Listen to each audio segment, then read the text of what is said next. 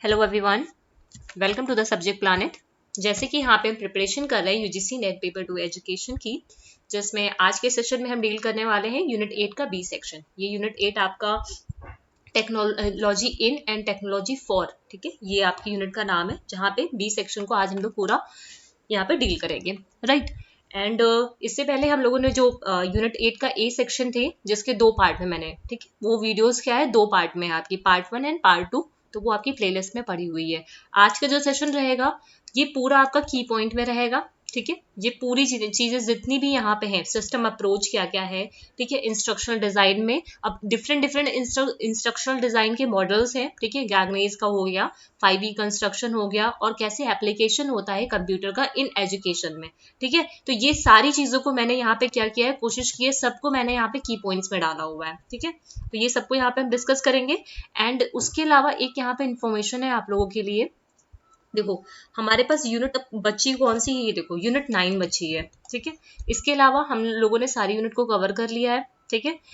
अब ये जो यूनिट 9 रहने वाली है, जैसे कि आज आपका कितना हो गया है, 21 हो गया है, तो टाइम कम है, मुझे 25 तक आपका सिलेबस ये कवर कराना है, ठीक है। तो 25 उसके बाद हम लोग क्या करेंगे, 25 को जब सिलेबस ये कवर हो जाएगा, उसके बाद हम लोग एक सेट डेली, जो प्रीवियस ईयर के क्वेश्चन पेपर हैं, एक सेट को डेली का डेली सॉल्व करेंगे, ठीक है। क्योंकि आपको सिर्फ थ्योरी ही नहीं पढ़नी है ना, समझ रहे हो इस चीज को, सिर्फ थ्योरी ही नहीं पढ़नी है, प्रीवियस ईयर में जितने भी क्वेश्चंस आए हुए हैं उसको भी हम लोग को यहाँ पे पढ़ना पड़ेगा, ठीक है। क्योंकि क्वेश्चंस, अगर प्रीवियस ईयर के क्वेश्चंस आप नहीं सॉल्व करोगे तो आपके क्वेश्चंस बन पाने में थोड़ा सा दिक्कत होगा, ठीक है। तो इसी वजह से हम लोग पीवाईक्यू भी करेंगे जब तक का एग्जाम्स आपके नहीं हो जाते हैं, ठीक है। तो उस और इसके अलावा इन्फॉर्मेशन ये है, जो यूनिट 9 है आपका, ठीक है, ये यूनिट 9 को पूरा हम लोग एज अ रिवीजन सीरीज, ठीक है, एज अ रिवीजन सीरीज की तरह चलाएंगे, ठीक है। जिसमें मैं स्लाइड्स पे, ठीक है, जितना भी आपका कंटेंट होगा वो मैं स्लाइड्स पे कराऊंगी विद द की पॉइंट, ठीक है। की पॉइंट के थ्रू, जैसे मैंने इससे पहले भी यूनिट 3 का रिवीजन सीरीज कराया हुआ है, अगर आप लोगों ने देखा होगा, यूनिट 6 का भी कराया है, यूनिट 6 का रिवीजन सीरीज भी है और यूनिट 6 का डिटेल में भी कराया हुआ है, तो दोनों ही है, जो आपको सही लगे, ठीक। तो यूनिट 9 का हम लोग क्या करेंगे, रिवीजन सीरीज करेंगे, ठीक है। रिवीजन सीरीज में जितना भी कंटेंट है आपका, ठीक है, ऐसा नहीं कि कोई भी कंटेंट आपका यहाँ पे मिस होगा, नहीं, कोई भी कंटेंट मिस नहीं होगा, वहां पे सारे कंटेंट को इंक्लूड करेंगे, बट वो सब किस में होंगे, की पॉइंट में होंगे, ठीक है, सभी सारे किस में होंगे, की पॉइंट में होंगे, मैं स्लाइड्स पे लिख के कराऊंगी, ठीक है। तो I try to upload that video in the evening, ठीक है, मैं शाम में कोशिश करके वो डाल दूंगी, यूनिट 9 की एक वीडियो, ठीक है। और 25 तक, मोस्ट प्रोबेबली 25 तक ये आपका जो पेपर 2 एजुकेशन का पूरा सिलेबस है वो कंप्लीट हो जाएगा, ठीक है। सो स्टार्ट करते हैं फिर आगे आज। अच्छा हाँ, देख लो यूनिट 8 के बी में हम लोग को क्या क्या पढ़ना है, पहले ये देख लो, समझ लो कि इस सेक्शन में क्या क्या चीजें देखेंगे। जिसमें हम लोग को पहली चीज देखनी है, system approach to instructional design. अभी इससे पहले की जो सेशन था, ठीक है, जिसमें हम लोग ने एट का जो पार्ट 2 था, वहां पे हम लोग ने सिस्टम अप्रोच के बारे में पढ़ा था, ठीक है। तो अब ये देखना है, वो जो सिस्टम अप्रोच थी, अब वो इंस्ट्रक्शनल डिजाइन में वो चीज देखनी है, ठीक। उसके अलावा इंस्ट्रक्शनल डिजाइन के डिफरेंट डिफरेंट मॉडल्स, डिजाइन है, ठीक है। एडी मॉडल है, एश्योर मॉडल है, डिकन कैरी मॉडल है, मेशन मॉडल है। गैगनेस के 9 इवेंट ऑफ इंस्ट्रक्शंस क्या होते हैं and 5 ease of E construction और 9 एलिमेंट ऑफ कंस्ट्रक्टिविज्म। ध्यान देना, ये गैगने के 9 इवेंट हैं और ये क्या है, 9 एलिमेंट्स हैं किसके, कंस्ट्रक्टिविस्ट के, ठीक है। तो दोनों ही डिफरेंट चीज है, ठीक है, दे आर डिफरेंट, सिमिलर नहीं है, तो यहां से कंफ्यूज मत होना।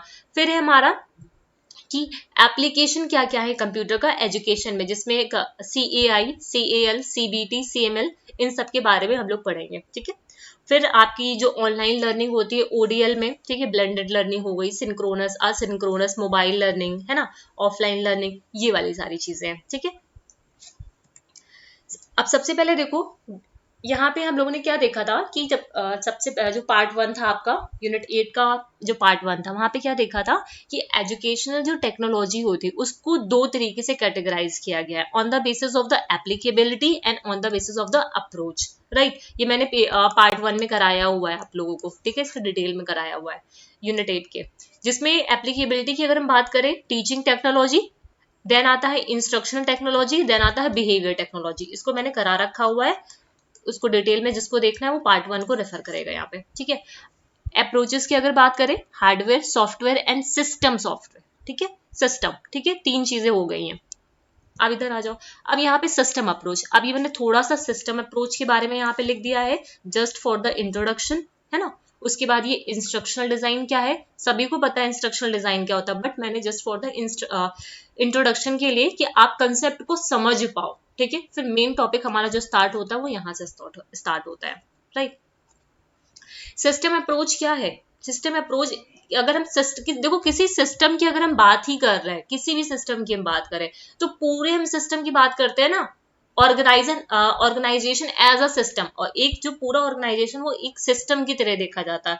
होलनेस की बात करते हैं, इंटायर सिस्टम की बात करते हैं, ठीक है। उसके हर एलिमेंट, उसके हर फैक्टर्स को, उसके हर कंपोनेंट, वहां पे जितने भी कंपोनेंट्स है, जितने भी फैक्टर्स है, जितने भी एलिमेंट है, वो क्या होते हैं, म्यूचुअली रिलेटेड होते हैं, एक दूसरे के साथ रिलेटेड होते हैं, इंटर रिलेटेड होते हैं, सेल्फ कंट्रोल होते हैं, right. It is a method to arrive at a solution. ये एक तरीके का सिस्टम अप्रोच एक मेथड है जिससे हम क्या करते हैं, जो भी प्रॉब्लम्स हैं उसके सोल्यूशन तक पहुंचते हैं, ठीक है। उसको सॉल्व करते हैं, नए नए जो चैलेंजेस हैं उसके साथ टैकल कर पाते हैं, न्यू जो चेंजेस लाने हैं हमारे सिस्टम में, ठीक है, अकॉर्डिंग टू द जो भी इन्वायरमेंट है, ठीक है।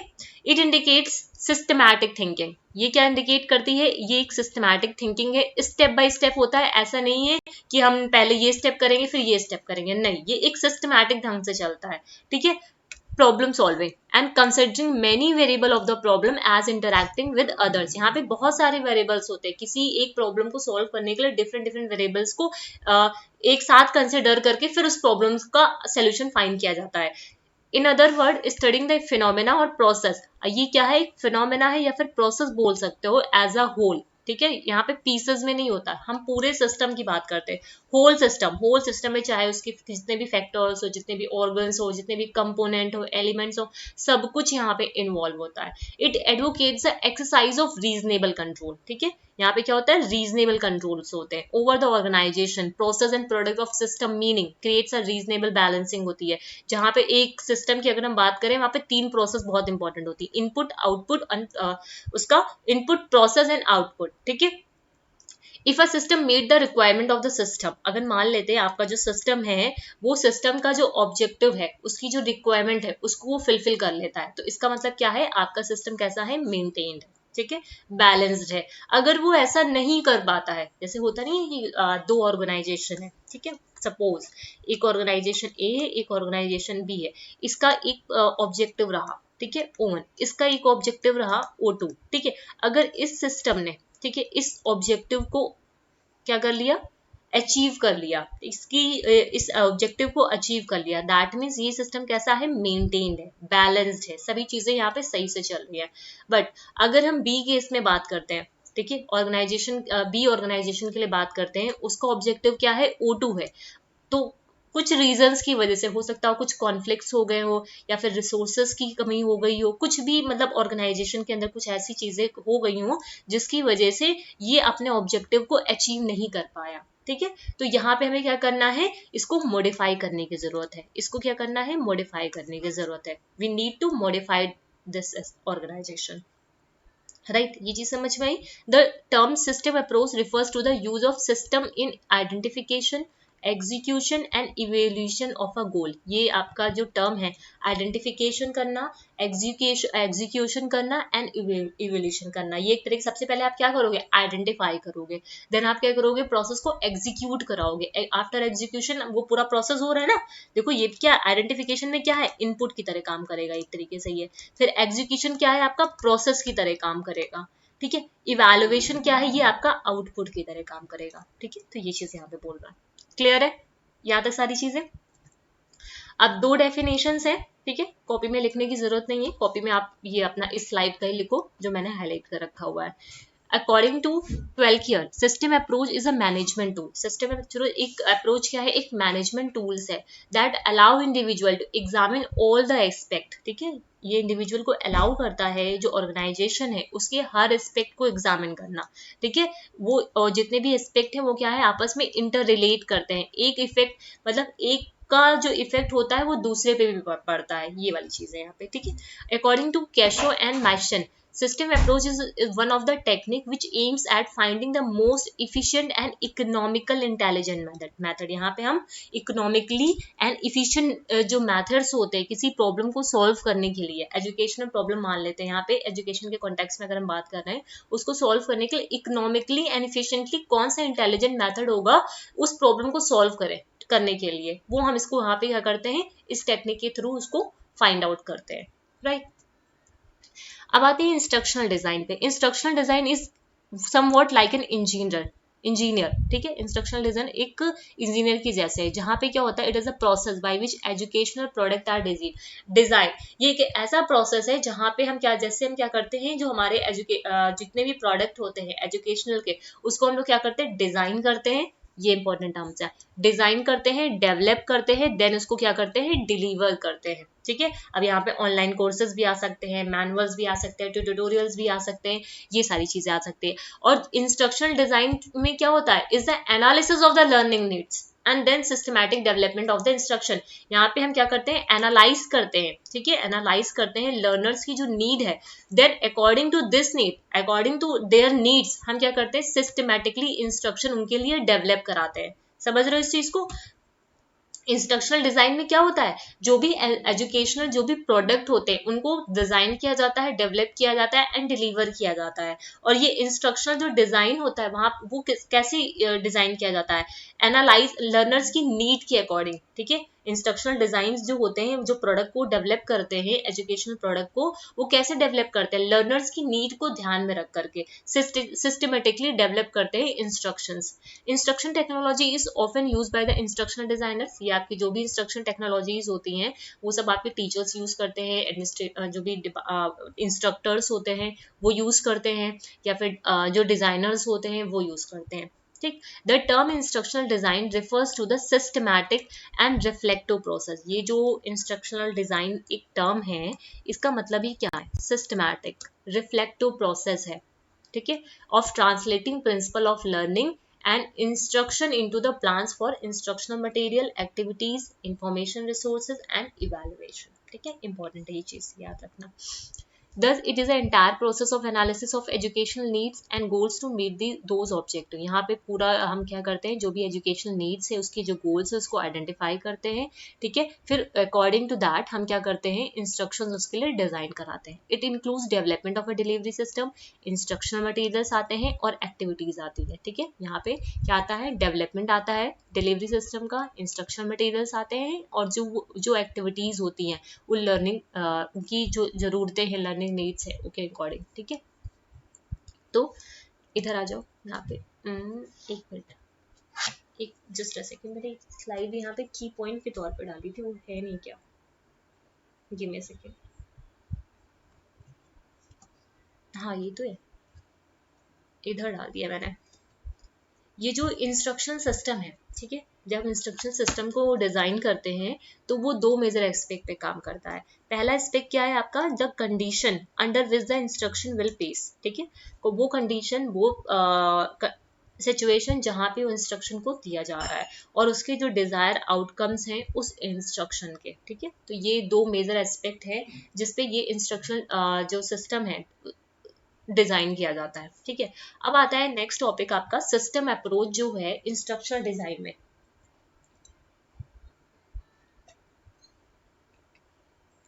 सिस्टम अप्रोच क्या है इंस्ट्रक्शनल डिजाइन में, system approach to instructional design is known as a designing a systematic way. यहाँ पे हम क्या कर रहे हैं, सिस्टमैटिक वे में डिजाइनिंग कर रहे हैं, ठीक है, of analysing a problem and solving it. सिर्फ इतना ही यहाँ पे इंपॉर्टेंट है ये चीज, तो लिखिए designing a systematic way of analysing a problem and solve. एक सिस्टमैटिक तरीके से हम किसी प्रॉब्लम को एनालाइज कर रहे हैं और उसके बाद उसको सोल्यूशन को यहाँ पे फाइंड आउट कर रहे हैं। ये हेल्प करता है अंडरस्टैंड करने में, कंट्रोल करने में, इम्प्रूव करने में, जो भी हमारा सिस्टम है, जो भी हमारा स्ट्रक्चर है उसको इम्प्रूव करने में, उसको अंडरस्टैंड करने में, उसको कंट्रोल करने में, वो सिस्टम कैसे फंक्शन कर रहा है उसकी इम्प्रूवमेंट में ये क्या करता है, हेल्प करता है to fully realize the instructional objectives. उसके बाद जो जलालुद्दीन है इन 1981, उन्होंने 6 मेजर फेजेस दिए थे, ठीक है, अप्रोच टू जो इंस्ट्रक्शनल डिजाइन है, जिसमें सबसे पहला था फॉर्मेशन ऑफ द ऑब्जेक्टिव। सबसे पहले आपको क्या करना है, ऑब्जेक्टिव को फॉर्मुलेट करना है, ठीक है, यहाँ पे ऑब्जेक्टिव को स्पेसिफाई करना है, ठीक है।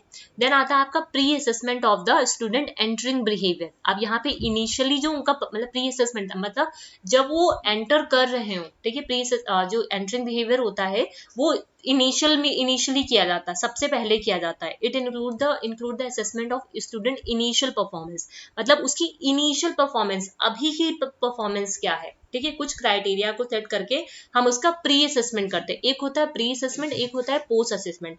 प्री असेसमेंट कब करते हैं, जब एंटरिंग बिहेवियर को हमें चेक करना होता है, समझ रहे हो। जब प्री असेसमेंट कब होता है, जब हमें एंटरिंग बिहेवियर को चेक करना होता है, that is the initial performance. Then आता है designing and development of the system, ठीक है। ये स्टेप्स हैं आपके, first, second and third, designing and development of the system. अब हमें क्या करना है, सिस्टम को डिजाइन करना है और डेवलप करना। उसके लिए कुछ प्रोसेस होते हैं। टास्क को एनालाइज करो, ठीक है, डिवाइस करो टीचिंग स्ट्रेटजीज को, सेलेक्ट करो मीडिया एंड मटेरियल को, उसके बाद उसको ऑर्गेनाइज करो जो भी लर्निंग एक्सपीरियंसेस हैं, उसके बाद क्या करो, assigning the role to the element and involve in the instructional system. उसके बाद उनको उस जो भी एलिमेंट्स हैं उनको उनके रोल को असाइन करो, ठीक। नेक्स्ट आता है ऑपरेशन और इम्प्लीमेंटेशन फेज। ये कौन सा फेज है, ऑपरेशन और इम्प्लीमेंटेशन फेज है। Under this process the actual operation और implementation of the instruction system takes place. अब ये फेज है जहां पे हम क्या करेंगे, एक्चुअली जो ऑपरेशंस हो रहे हैं, जो इंस्ट्रक्शन है वो दिए जा रहे हैं यहाँ पे, ठीक है, एक्चुअली में इंस्ट्रक्शन दिए जा रहे हैं, उसका यहाँ पे क्या हो रहा है, इम्प्लीमेंटेशन हो रहा है, ठीक है।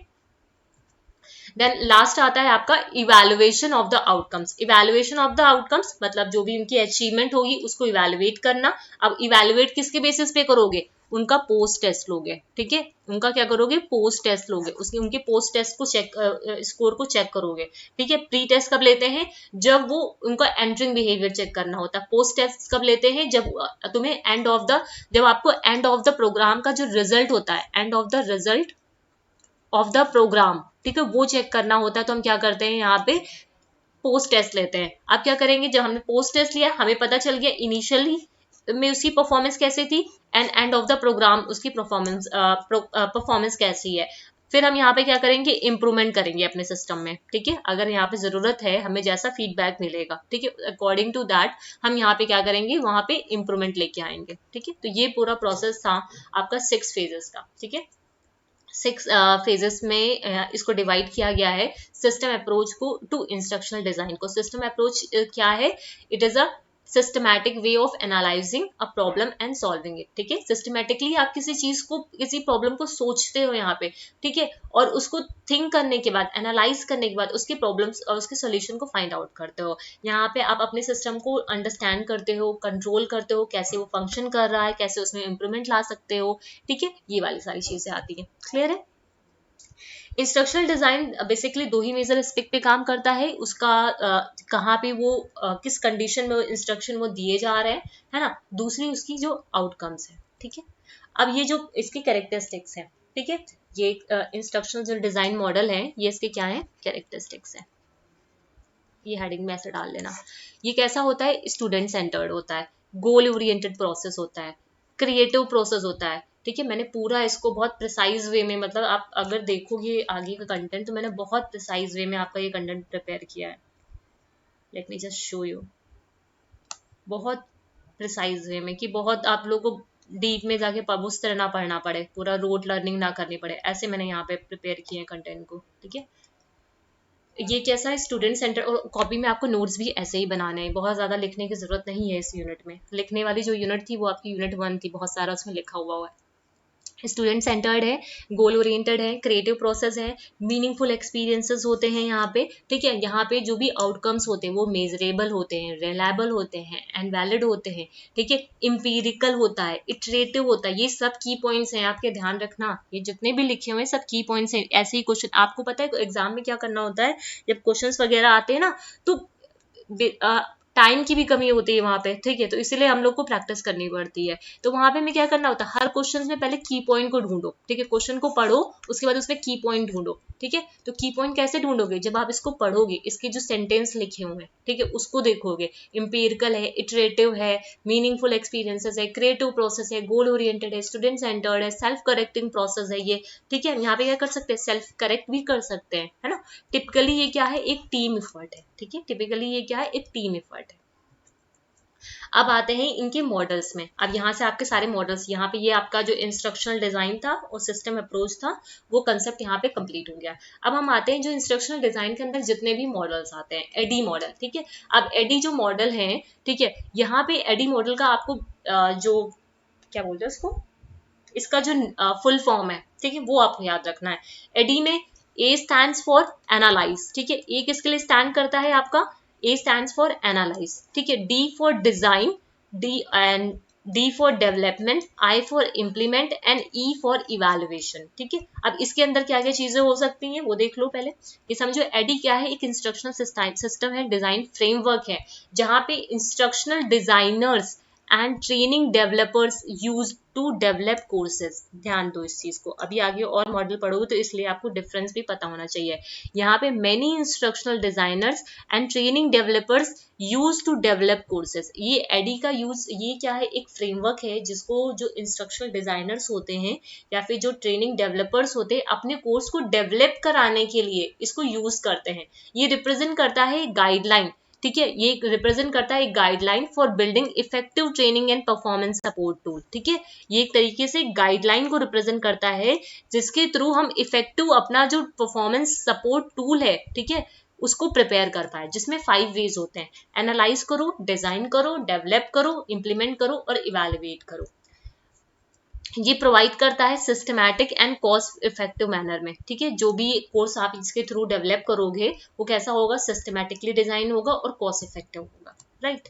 अब ये जो एनालाइज है, देखो मैंने यहाँ पे भी की पॉइंट को हाईलाइट कर दिया है। ये कैसा होता है, गोल सेटिंग स्टेज होता है, ठीक है। हम किसी चीज को एनालाइज करते हैं तो क्या करते हैं, वहाँ पे गोल सेटिंग स्टेज है। It establish the instructional goals, यहाँ पे इंस्ट्रक्शनल गोल्स को एस्टैब्लिश किया जाता है, ऑब्जेक्टिव्स को, टारगेट आउटकम्स को किए, ठीक। अब इसमें क्वेश्चन क्या आता है, देखो इसमें सिर्फ ऐसे याद रखो, एनालाइज क्या है, गोल सेटिंग स्टेज है, ठीक है। यहाँ पे क्या आता है, देखना होता है हमें हु इज द ऑडियंस। अगर हम गोल को सेट कर रहे हैं, ठीक है, गोल को सेट करें तो हमें ये तो पता होना चाहिए ना कि हमारी ऑडियंस कौन है और उन्हें क्या पसंद है, हमारी ऑडियंस कौन है और उन्हें क्या पसंद है। It also make sure that there is a no duplication of knowledge and repetition by identifying the existing knowledge and skill of target audience, ठीक है। तो यहाँ पे सिर्फ एनालाइज में ये ध्यान रखो, ये कैसा होता है, गोल सेटिंग स्टेज होता है। उसके अलावा यहाँ पे हम सबसे पहले ये देखते हैं कि हमारी जो ऑडियंस है वो कौन है और उसको क्या क्या चीजें पसंद है, ठीक। उसके बाद what is the problem we are trying to solve, कौन सी प्रॉब्लम है जो हम सॉल्व करना चाहते हैं, ठीक है। Why are we doing training at all, हम क्यों ये ट्रेनिंग एट ऑल कर रहे हैं, हम क्यों पढ़ रहे हैं, ठीक है। हमारा कोई कुछ, हम ये मैं बार बार जो आपका 25 तक बोल रही हूँ, मुझे सिलेबस कंप्लीट कराना है, किसी भी सिलेबस कंप्लीट कराना है, तो क्यों बोल रही हूँ, एक मेरा टारगेट है कि 13 से आपके एग्जाम स्टार्ट है, तो उससे पहले पहले मुझे ये सारी चीजों को कंप्लीट कराना है। एक गोल सेट कर लिया है, लर्नर्स की नीड, पहले मैंने देखा कि मेरे ऑडियंस क्या, मेरे ऑडियंस क्या है, कौन है, जो यूजीसी नेट के बच्चे हैं, उन्हें चाहिए क्या, कंटेंट चाहिए। कौन सा कंटेंट चाहिए, पेपर 2 एजुकेशन का, ठीक है। अब क्या है, what is the problem we are trying to solve, problem ये है कि अब कंटेंट को कैसे इनको डिलीवर किया जाए कि वो अच्छे से समझ पाए, ठीक। Why are we doing training at all, हम ये सब क्यों कर रहे हैं, हम यूजीसी नेट को क्लियर करने के लिए कर रहे हैं। What is the desired outcome of this learning experiences, क्या डिजायर्ड आउटकम्स होंगे इस लर्निंग एक्सपीरियंसेस के, जब हमारा रिजल्ट आएगा, नेट जेआरएफ निकला होगा, ठीक है, वो हमारे क्या होंगे, डिजायर्ड आउटकम्स होंगे। What does the audience already know, ठीक है। अब ऑडियंस भी है, बहुत सारे बच्चों ने अपने पीजी में बहुत सारे टॉपिक को पढ़ रखा होगा पहले से ही, है ना। What tools are best to deliver this type of information, अब कौन से टूल का मैं यूज करूं, ठीक है, मैं पीपीटी का यूज करूं, व्हाइट बोर्ड का यूज करूं या ऑफलाइन क्लासेस लूं, कैसे इस कंटेंट को आपको डिलीवर करूं, ठीक है। तो मैंने क्या लिया, ऑनलाइन, ये यूट्यूब का आपका ये जो ऑनलाइन प्लेटफॉर्म है, इस ये लिया एज अ मीडियम, लिया इसको आपको ये कंटेंट को डिलीवर करने का। What does this need to be deliver, क्या जरूरत है इसको डिलीवर, मतलब इसकी नीड क्या है डिलीवर करने की, क्लियर है। तो एनालाइज में सिर्फ इतना याद रखना कि गोल सेटिंग स्टेज है, ठीक है। ये एक्स्ट्रा मैंने थोड़ा सा लिख दिया है कि पढ़ लोगे तो एक बार सही रहेगा।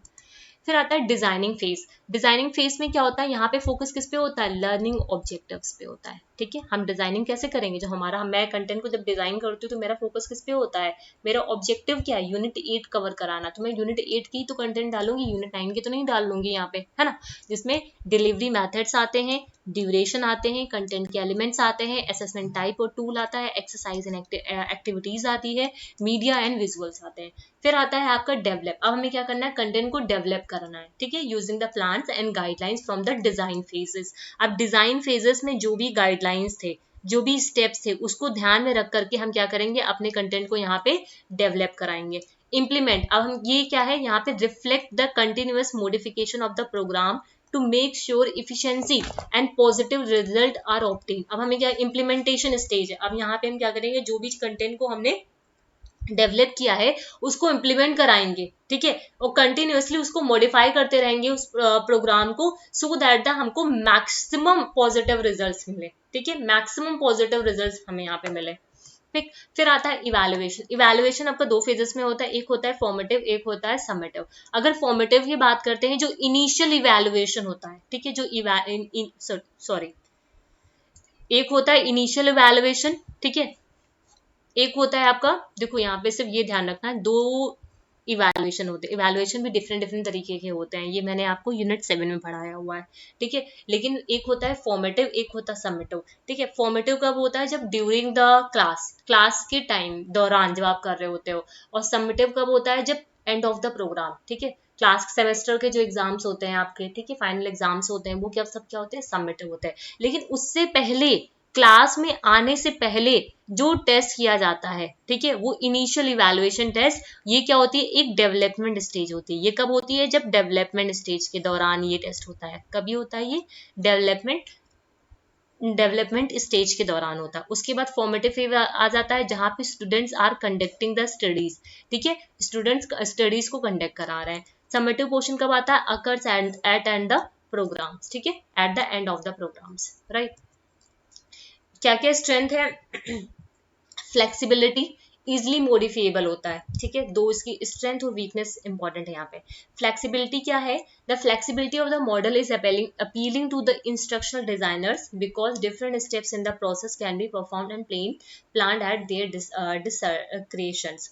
देखो, फ्लेक्सिबिलिटी कहने का मतलब क्या है, जो जितने भी प्रोसेस हैं, ठीक है, ये जो मॉडल है, ठीक है, इंस्ट्रक्शनल डिजाइन क्या करते हैं, डिफरेंट जो स्टेप्स हैं प्रोसेस में, ठीक है, उसको क्या करते हैं, फ्लेक्सिबल रखते हैं। ठीक है, इजिली मॉडिफिएबल, अभी आपने देखा यहाँ पे लास्ट फेज में हम इसे क्या कराते हैं, मॉडिफाई भी करा सकते हैं। ठीक है, तो इजिली मॉडिफिएबल भी ये होता है। ठीक है, अब ये जो 5 पेजेस हैं of the ADDIE model can be frequently modified to better suit users need. ठीक है, इजिली इसको मॉडिफाई भी किया जा सकता है। ठीक, वीकनेस क्या है, लीनियर होता है ये, टू डिटेल, बहुत डिटेल में होता है, टाइम कंज्यूमिंग भी होता है। लीनियर कहने का मतलब क्या है, some consider the ADDIE model to be waterfall development. कुछ लोग बोलते हैं, आज ये अच्छा, ये ध्यान रखना, वाटरफॉल डेवलपमेंट मॉडल भी इसको बोला जाता है। कौन सा मॉडल बोला जाता है, वाटरफॉल डेवलपमेंट मॉडल भी बोला जाता है। ठीक है, यहाँ पे क्या होता है कि हम दूसरे फेज में तभी जा पाते हैं जब पहला फेज हमने कंप्लीट कर लिया हो। ठीक है, इस वजह से इसको लीनियर भी बोला जाता है। Linear approach work well for static content. अब ये जो लीनियर अप्रोच है, किस कंटेंट के लिए काम करेगी, स्टैटिक कंटेंट के लिए, but may be restrictive when dealing with the user generated content और learning outcome that do not have predetermined and end state. Simple सी बात ये है, लीनियर कहने का मतलब क्या है, यहाँ पे आपको पहले एनालाइज करना पड़ेगा। ठीक है, फिर उसके बाद ही आप दूसरे स्टेप पे जा पाओगे, फिर इसके बाद ही आप दूसरे स्टेप पे जा पाओगे। तो ये चीज आप कब हो सकती है, जब आपके पास सिर्फ स्टैटिक कंटेंट हो, पहले से स्टैब्लिश, पहले से डिटरमाइन गोल्स वगैरह हो, उसके लिए है। ठीक, टू डिटेल्स, ठीक है, प्रोसेस एंड प्लानिंग जो होती है अंडर दिस मॉडल, वो कैसी होती है, मतलब एक तरीके से क्रिएटिव तो होती ही है, लेकिन बहुत ज्यादा डिटेल में चले जाते हैं। मतलब क्या करते हैं, जैसे हमें एनालाइज करना है, एनालाइज करने के लिए कितने सारे यहाँ पे क्वेश्चंस पूछे गए। देखो, ऑडियंस कौन है, क्या प्रॉब्लम्स हैं, क्या आउटकम्स हैं, ये वाली सारी चीज तो बहुत डिटेल में भी हो जाता है। ठीक है, तो ये इसके सिर्फ आपको नाम याद रखने हैं, linear, to detail and time consumer, right. फिर आता है एश्योर मॉडल। ठीक है, assure model, A stands for analyze learner characteristics, है ना। जो ए है वो क्या है, लर्नर की कैरेक्टरिस्टिक्स है। एस क्या है? State objectives. एस क्या है? सेलेक्ट, मॉडिफाई और design materials. U stands for utilize materials. R for require learner response. E for evaluation. Assure model. Assure model is an instructional design model that designer used to develop. अब ध्यान देना, वहां पे वो content को develop करा रहे थे, ठीक है. That designers are used to develop more effective training programs with integrated technology. यहाँ पे क्या है? टेक्नोलॉजी का यूज हो जाता है, मीडिया का यूज हो जाता है. देखो, दो एश्योर और एडी मॉडल में डिफरेंस भी पता होना चाहिए आपको. एडी में क्या है? कंटेंट को डेवलप कराने के लिए उस टेक्निक का यूज किया जा रहा है. यहाँ पे हम कंटेंट डिजाइनर जो है वो यूज कर रहे हैं, use to develop more effective training programs, ठीक है. बहुत ज्यादा इफेक्टिव ट्रेनिंग प्रोग्राम्स को डेवलप कराना चाह रहे हैं और उसके लिए वो टेक्नोलॉजीज का यहाँ पे यूज कर रहे हैं. इस मॉडल में इंटीग्रेटेड टेक्नोलॉजीज का यूज किया जा रहा है. जो एश्योर है वो डिफर करता है एडी मॉडल से because it is typically regarded as a model, ठीक है, that caters to learners through technology and media. अब ये क्या करता है? जो learners की जो नीड है, ठीक है, जो learners की जो नीड है, ठीक है, उसके लिए टेक्नोलॉजी और मीडिया का यूज करता है. उनकी नीड को कैटर करने के लिए, ठीक है, वो क्या करता है? टेक्नोलॉजी एंड मीडिया का यूज करता है. Assure model. एश्योर मॉडल में 6 फेजेस होते हैं, ठीक है. 6 फेजेस में हमने देख लिया. एनालाइज करना, ठीक है, ये आपको याद होना चाहिए, ठीक है. एनालाइज करना पेपर 1 के लिए भी, पेपर 2 दोनों के लिए इंपॉर्टेंट है. एनालाइज करना, स्टेट ऑब्जेक्टिव्स को स्टेट करना, है ना, सेलेक्ट करना, मॉडिफाई करना, डिजाइन करना. फिर आता है यूटिलाइज करना. यूटिलाइज करने के बाद आता है आपका रिक्वायर लर्नर रिस्पॉन्स. अब लर्नर्स को रिस्पॉन्स जो देना है वो आता है. उसके बाद आता है आपका फिर इवैल्यूएशन, है ना. अब एनालाइज में बात करते हैं. जब लर्नर्स को, यहाँ पे हम क्या करते हैं? आइडेंटिफाई करते हैं उनकी एक्सपेक्टेशंस को, गोल्स को, प्रेफरेंसेस को एंड नीड्स को, ठीक है. अब आते हैं स्टेट्स एंड स्टैंडर्ड. देखो, मैंने बहुत छोटे छोटे उसमें प्रिसाइज वे में इसको किया है, ठीक है. जब एनालाइज द लर्नर में जाओगे तो बहुत कुछ लिखा भी हुआ है वहां पे, ठीक है. लेकिन आपको जो ध्यान रखना है, इससे ज्यादा बिल्कुल भी दिमाग में रखने की जरूरत नहीं है, ठीक है. अ गोल, प्रेफरेंसेस, उनकी एक्सपेक्टेशन, उनकी नीड. यहाँ पे क्या आएगा आपका? Analyse the learner. मतलब लर्नर्स की नीड को, उनके गोल्स को, उनकी एक्सपेक्टेशन को यहाँ पे हम क्या करते हैं? एनालाइज करते हैं. जब हमने एनालाइज कर लिया, अब उसके बाद हम क्या करेंगे? स्टैंडर्ड्स और ऑब्जेक्टिव को स्टेट करेंगे, ठीक है, जिसके लिए ABCD टेक्नोलॉजी का टेक्निक का यूज किया जाता है. अभी देखेंगे ये होता क्या है. Objective should B concrete. अब ये जो ऑब्जेक्टिव हम और जो स्टैंडर्ड्स हम यहाँ पे स्टेट करने वाले वो कैसे होने चाहिए? कंक्रीट होने चाहिए, टेस्टेबल होने चाहिए, डिमॉन्स्ट्रेबल होने चाहिए. Learner should clearly understand. मतलब अगर आपका जो ऑब्जेक्टिव है वही अगर क्लियरली स्टेटेड नहीं होगा, ठीक है, क्लियरली डिमॉन्स्ट्रेटेड नहीं होगा, तो लर्नर क्या अंडरस्टैंड कर पाएंगे? नहीं कर पाएंगे, है ना. So that because of that हमको जो अपना जो ऑब्जेक्टिव होना चाहिए, objective should be concrete, testable and demonstrable, so that the learner should clearly understand what they will get out of the program. उन्हें पता रहे, क्लियरली ये चीज स्टेटेड होनी चाहिए, उन्हें इस प्रोग्राम से क्या मिलेगा. And able to do once it's completed, ठीक है. जब उसके बाद वो कंप्लीट हो जाए, उसके बाद वो चीज को वो परफॉर्म भी कर पाए. फॉर दैट यहाँ पे ABCD टेक्निक का यूज किया जाता है. ए कहने का मतलब क्या है? ऑडियंस का नेम. बी बिहेवियर स्पेसिफाई करना. C conditions. And D for degree. Audience name, the audience of the learner. आपकी जो ऑडियंस है, ठीक है, ऑडियंस जो है उनके नाम, ठीक है. For home the objective is intend. मतलब किनके लिए ये ऑब्जेक्टिव्स को बनाया जा रहा है. बी बिहेवियर स्पेसिफाई करना, ठीक है, लर्नर का जो बिहेवियर है, कैपेबिलिटी है, ठीक है, ये वाली सारी चीजें. कंडीशन मतलब किस सिचुएशन में, किस कंडीशन में, ठीक है, उनके परफॉर्मेंस को ऑब्जर्व कर रहे हो. Degree specify the degree to which the new school must be. मतलब कितना ज्यादा उन्होंने जो नई स्किल्स है उसको मास्टर कर रखा हुआ है, किया है, ठीक है. अब हम क्या करेंगे? अभी ABC टेक्निक देख लिया आप लोगों ने, ABCD जो टेक्निक थी. इसके बाद, ठीक है, इस टेक्निक का हम यूज करेंगे यहाँ पे. इस टेक्निक का यूज करेंगे अपने ऑब्जेक्टिव को स्टेट करने के लिए. उसके बाद हम क्या करेंगे?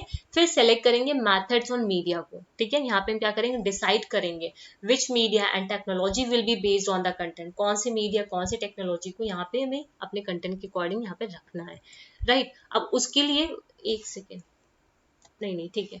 फिर उससे आता है, जब आपने वो डिसाइड कर लिया, अब उन मीडिया को, उन टेक्नोलॉजी को आप क्या करोगे, यूटिलाइज करोगे, ठीक है। उसके बाद आप क्या करोगे, इसको यूटिलाइज करोगे, ठीक है, इम्प्लीमेंट करोगे। इसके लिए क्या करोगे, 5P का यूज किया जाता है। 5P is use. अब 5P क्या है आपका, print, sorry, preview, prepare, sorry यहाँ से स्टार्ट है, प्रिपेयर करना टेक्नोलॉजी को, प्रिपेयर करना इन्वायरमेंट को, प्रिपेयर करना लर्नर को, प्रोवाइड एंड प्रीव्यू, ठीक है। इसका कोई सीक्वेंस नहीं है, मतलब ऐसे याद रखना, ये 5 P's हैं आपके, ठीक है।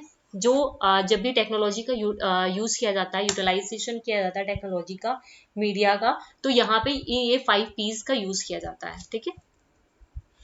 रिक्वायर लर्नर पार्टिसिपेशन, अब देखना है यहाँ पे कि लर्नर कितना ज्यादा यहाँ पे आपके साथ इंगेज्ड है, ठीक है।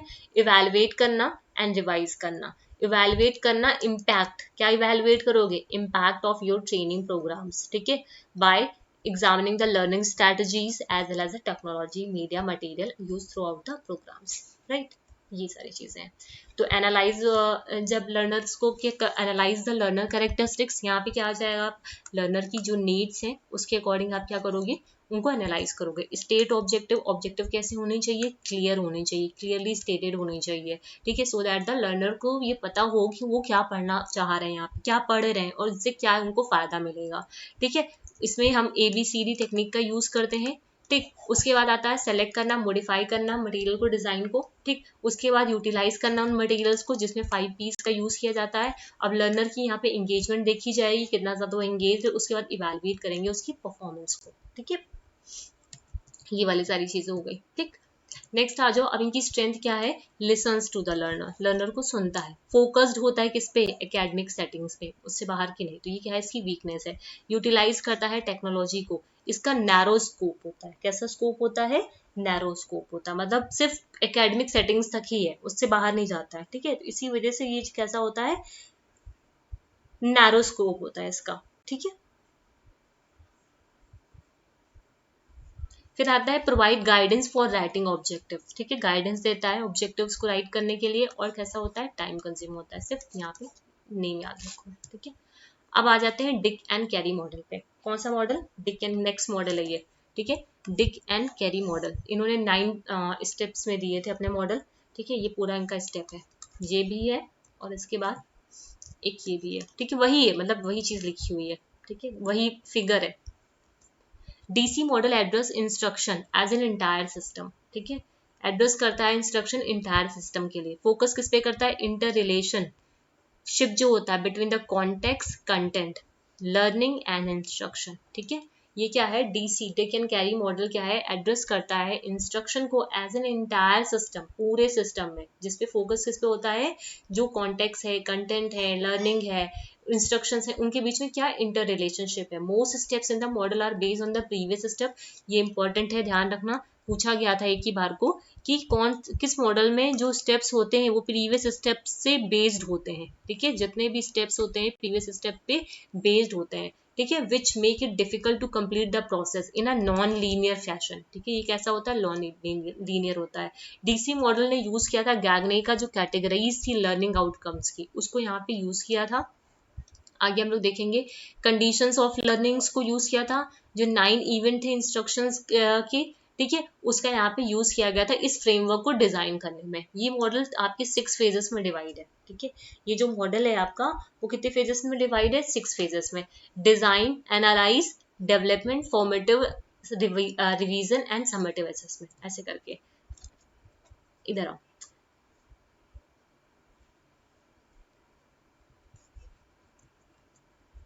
सबसे पहले आप आओगे, क्या करोगे, आइडेंटिफाई करोगे इंस्ट्रक्शनल गोल्स क्या है, ठीक है, सबसे पहले क्या करोगे, आइडेंटिफाई करोगे आपका इंस्ट्रक्शनल गोल क्या है यहाँ पे, ठीक है।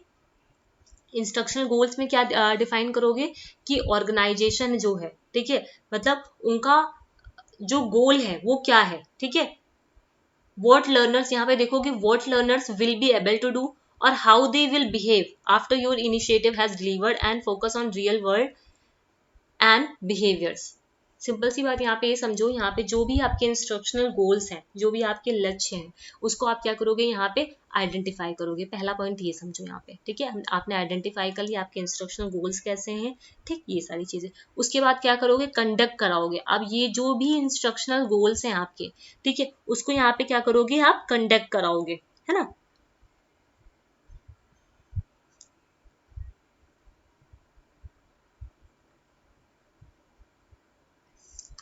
कंडक्ट कराने के बाद क्या करना है, यहाँ पे आपको आइडेंटिफाई करोगे एंट्री बिहेवियर। क्या करोगे, आइडेंटिफाई कराओगे entry behaviour. For entry behaviour आप क्या लोगे, प्री टेस्ट लोगे। यहाँ पे क्या लोगे, प्री असेसमेंट टेस्ट लोगे, ठीक।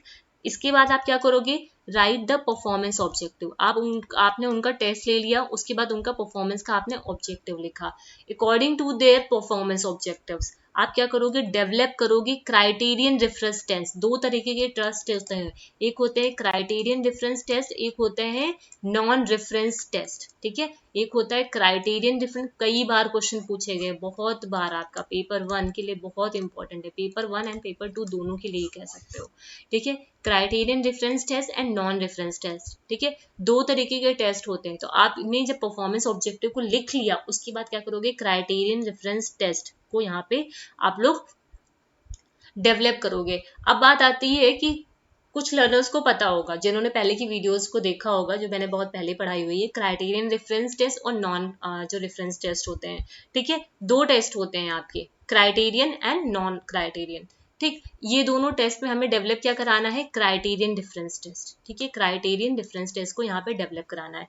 देखो ये जो क्राइटेरियन डिफरेंस टेस्ट होते हैं, ठीक है, वो कैसे होते हैं, ये किसी स्टैंडर्ड्स पे, किसी स्टैंडर्ड पे हम क्या करते हैं, इसको कंपेयर कराते हैं। यहाँ पे एक स्टूडेंट्स को, एक बच्चे को, वन स्टूडेंट को कंपेयर कराते हैं अदर स्टूडेंट्स के साथ, ठीक है। यहाँ पे एक स्टूडेंट को दूसरे स्टूडेंट के साथ कंपेयर कराते हैं। यहाँ पे हम कंपैरिजन कैसे करते हैं, किसी स्टैंडर्ड पे करते हैं, कोई स्टैंडर्ड, कोई ऑब्जेक्टिव हमने सेट कर लिया है, उसके बेसिस पे यहाँ पे हम कंपैरिजन कराते हैं, ठीक। उसके बाद उसके अकॉर्डिंग आप क्या करोगे, डेवलप कराओगे इंस्ट्रक्शनल स्ट्रेटजीज को, है ना। डेवलप कराने के बाद आप इंस्ट्रक्शनल जो भी मटेरियल्स हो सकते हैं वो लोगे। फिर जब आपने मटेरियल कर लिया, अब क्या हुआ, डेवलप करने के बाद कंडक्ट करोगे फॉर्मेटिव इवैल्यूएशन। अब ये फॉर्मेटिव इवैल्यूएशन कब होता है, ड्यूरिंग द क्लास, मतलब जब ये सब चीजें कंडक्ट करा रहे होगे उसी समय ये फॉर्मेटिव इवैल्यूएशन होता है। फॉर्मेटिव इवैल्यूएशन के बाद आता है आपका समेटिव इवैल्यूएशन।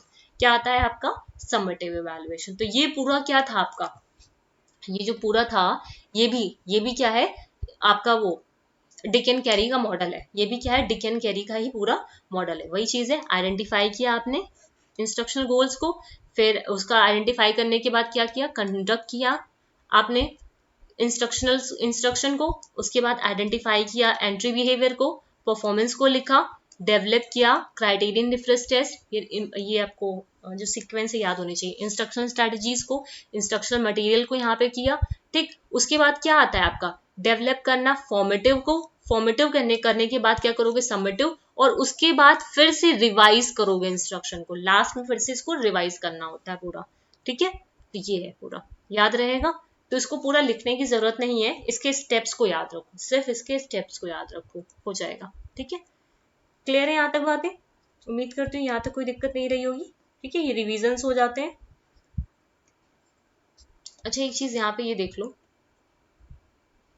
ये जो सॉरी ये जो रिवीजन होता है ना, ये जो रिवीजन होता है, सबसे पहले हमने यहाँ पे क्या किया, जब कंडक्ट करा लेते हैं फॉर्मेटिव इवैल्यूएशन को, है ना, यहाँ पे हमने क्या किया, फॉर्मेटिव इवैल्यूएशन को कंडक्ट करा लिया, उसके बाद हम क्या कराते हैं, रिवीजन कराते हैं, ठीक है। उसके बाद हम क्या कराते हैं, ऑनगोइंग रिवीजन होता है, ये रिवाइज करते हैं इंस्ट्रक्शंस को, ठीक है, जो भी ऑनगोइंग इंस्ट्रक्शंस हैं उसको रिवाइज कराते हैं। देन आफ्टर हम आते हैं अपने समेटिव इवैल्यूएशन पे। तो ये समेटिव इवैल्यूएशन बिल्कुल लास्ट में होता है, ठीक है, जैसे यहाँ पे भी है।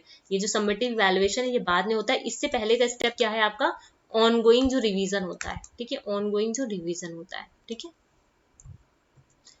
क्लियर है यहाँ तक चीजें, उम्मीद करती हूँ यहाँ तक दिक्कत नहीं होगी, है ना। नेक्स्ट आ जाओ, अब आते हैं जो कैरलॉट, चार्लॉट या कैरलॉट क्या बोलेंगे इसको, शार्लॉट, शार्लॉट, हाँ शार्लॉट बोलेंगे इसको, है ना। ये जो मॉडल है, मैशॉन का मॉडल, ठीक है, मैशॉन मेथड लिखा हुआ है, है तो वही, ठीक है, लेकिन ये क्या है, एक तरीके का जो मैशन है, ठीक है, मैसन, शॉर्लेट मैशन इनका पूरा नाम था, ठीक है, शॉर्लेट मैशन इनका पूरा नाम था। इन्होंने डेवलप किया था मैशन मॉडल को, ठीक है, क्या डेवलप किया था, मैशन मॉडल को, जिसके बारे में हम लोग यहाँ पे पढ़ने वाले हैं, ठीक है, जिसमें इंपॉर्टेंट चीज क्या है, atmosphere, discipline and life, atmosphere and discipline and life, इसी से ये आपका की पॉइंट है यहाँ पे, ठीक है, ये आपको याद रखना। अब जो शार्लॉट मैशन मेथड है is based on the Charlotte firm believe that child is a person, वो बिलीव करते थे बच्चा एक पर्सन है, and we must educate that whole person, हमें क्या करना है, उस होल पर्सन को एजुकेट करना है, सिर्फ उसके माइंड को एजुकेट नहीं करना है। ये एक स्टेटमेंट की तरह पूछा गया हुआ है आपका कि किसने कहा था या फिर किस मॉडल में ये चीज बोली गई थी कि चाइल्ड को हमें एजुकेट करना है as a whole person, not just his mind, ठीक है, तो ये आपका किसका था, शार्लॉट मैशन का जो मॉडल था। So Charlotte Mason in education is three prongs, ठीक है, इनकी जो एजुकेशन थी थ्री प्रॉन्ज में थी, उनका उनके जो शब्द थे वो क्या था, education is an atmosphere, education क्या है, एटमॉस्फेयर है, डिसिप्लिन है, लाइफ है, ये शब्द किसके थे, आपके शार्लॉट मैशन के थे। उन्होंने बोला एजुकेशन क्या है, एटमॉस्फेयर है, डिसिप्लिन है और लाइफ है। बाय द एटमॉस्फेयर उनका मतलब क्या था, बच्ची की वो सराउंडिंग्स जिसमें वो ग्रो करता है, by the atmosphere he meant that कि surroundings in which the child grows up, जिसमें बच्चा ग्रो करता है, ठीक है, जो भी बच्चे होते हैं अपने उस इन्वायरमेंट को अडॉप्ट करते हैं, ठीक है, एब्जॉर्व करते हैं, अडॉप्ट करते हैं। Shall not believe that idea that rule your life as a parent makeup 1/3 of your child education, ठीक है, इस चीज पे ये क्या करते थे, बिलीव करते थे, ठीक। तो पहला पॉइंट यहाँ पे सिर्फ आपको ये याद रखना है, by the atmosphere he meant that the surroundings in which the child grows up. फिर आता है बाय डिसिप्लिन, डिसिप्लिन का मतलब क्या है, गुड हैबिट्स, डिसिप्लिन का मतलब क्या है, गुड हैबिट्स, ठीक है, गुड करेक्टर्स, ठीक है, ये वाली सारी चीजें कल्टिवेट करना, गुड हैबिट्स को बच्चों के अंदर, ठीक है। फिर आता है third, life, life applies to the academics, ये जो लाइफ है, ठीक है, फिर थर्ड क्या आता है आपका, लाइफ,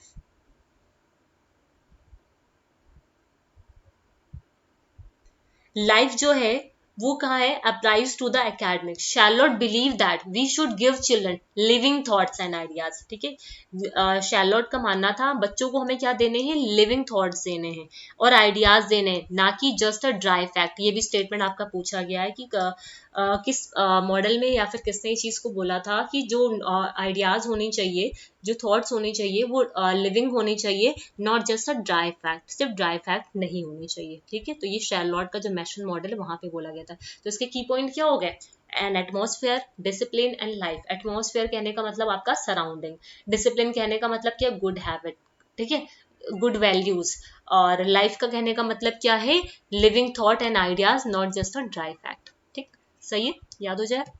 अब आते हैं लिविंग मेथड। इन्होंने एक बुक भी लिखी थी आपकी, लिविंग बुक करके इनका नाम था, लिविंग ही बुक नाम था शायद, हाँ ये लिविंग ही बुक था, ठीक है। Use living book rather than a dry books, इन्होंने लिविंग बुक्स को यूज किया था rather than a dry books, ठीक है। लिविंग बुक्स आर यूजली, अब इस वाले में से जो भी हाईलाइटेड चीजें हैं, ठीक है, सिर्फ एक एक दो वही खाली आपको लिखनी है, अदरवाइज इस स्लाइड में ज्यादा कुछ नहीं लिखना है।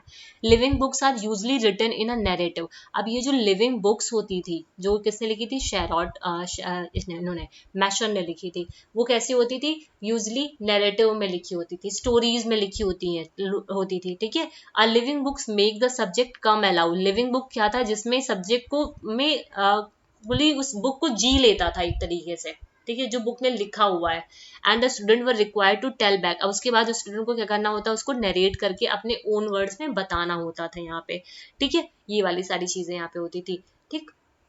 उसके अलावा इन्होंने इनकरेज किया था स्पेंडिंग टाइम द आउटडोर्स, ठीक है, आउटडोर्स को में मतलब बाहर टाइम स्पेंड करने के लिए, इन्वायरमेंट में टाइम स्पेंड करने के लिए बोला था। She introduce the work of the great artist and composers, उनके जो वर्क होते हैं उसको इंट्रोड्यूस कराया था इन्होंने स्टूडेंट से, ठीक है। And let them spend time with each getting to know their work personally, ठीक है, और टाइम दिया था कि हर कोई इंडिविजुअली उनके साथ, मतलब इन्होंने क्या किया था, इंट्रोड्यूस किया था आर्टिस्ट और कंपोजर्स के जो वर्क होते थे, इसलिए उनको ये उन्होंने इंट्रोड्यूस कराया था और छोड़ दिया था कुछ टाइम स्पेंड करने के लिए, ठीक है, गेट सो दैट वो उनको पर्सनली जान पाए, उनके काम को पर्सनली जान पाए, ठीक है। She taught handwriting spelling by using passages from great books that communicate great ideas rather than using the just a little list of words, ठीक है। ये कुछ वो है, she spread before her student feast of ideas, जिसमें variety of varieties का use किया गया था, जिसमें Shakespeare to knighting to Bible, है ना, ये वाली सारी चीजों का यहाँ पे यूज किया गया था। इनका इंपॉर्टेंट चीज ये है, all designed to help the child grow for we learn to grow, ठीक है, for we learn to grow, ये चीज थी यहाँ, ठीक। 5 जो बेसिक आइडियाज है मैशॉन्स के, वो क्या है, चाइल्ड क्या है, एक फुल पर्सन है, होल पर्सन है। एजुकेशन क्या है, साइंस ऑफ रिलेशन है। चिल्ड्रन डिजर्व करता है रिच करिकुलम को। Learning should be teacher guided and self directed. जो लर्निंग होनी चाहिए वो कैसी होनी चाहिए, teacher guided and self directed होनी चाहिए। एटमॉस्फेयर, हमारी जो सराउंडिंग है वो हमें क्या करता है, एजुकेट करता है, ठीक। कुछ स्पेसिफिक इनके स्टेप्स हैं, इनके जो मॉडल था, ठीक है। पहली चीज ये तो समझ में आ गया होगा ना कि चाइल्ड क्या एक फुल पर्सन है, पूरे पर्सन की बात की जा रही है यहाँ पे, ठीक है। दे आर क्रिएटिंग, मतलब यहाँ पे क्या किया जा रहा है, पूरे फुल पर्सन को क्रिएट किया जा रहा है, उसमें उसकी सभी उन्होंने बोला है कि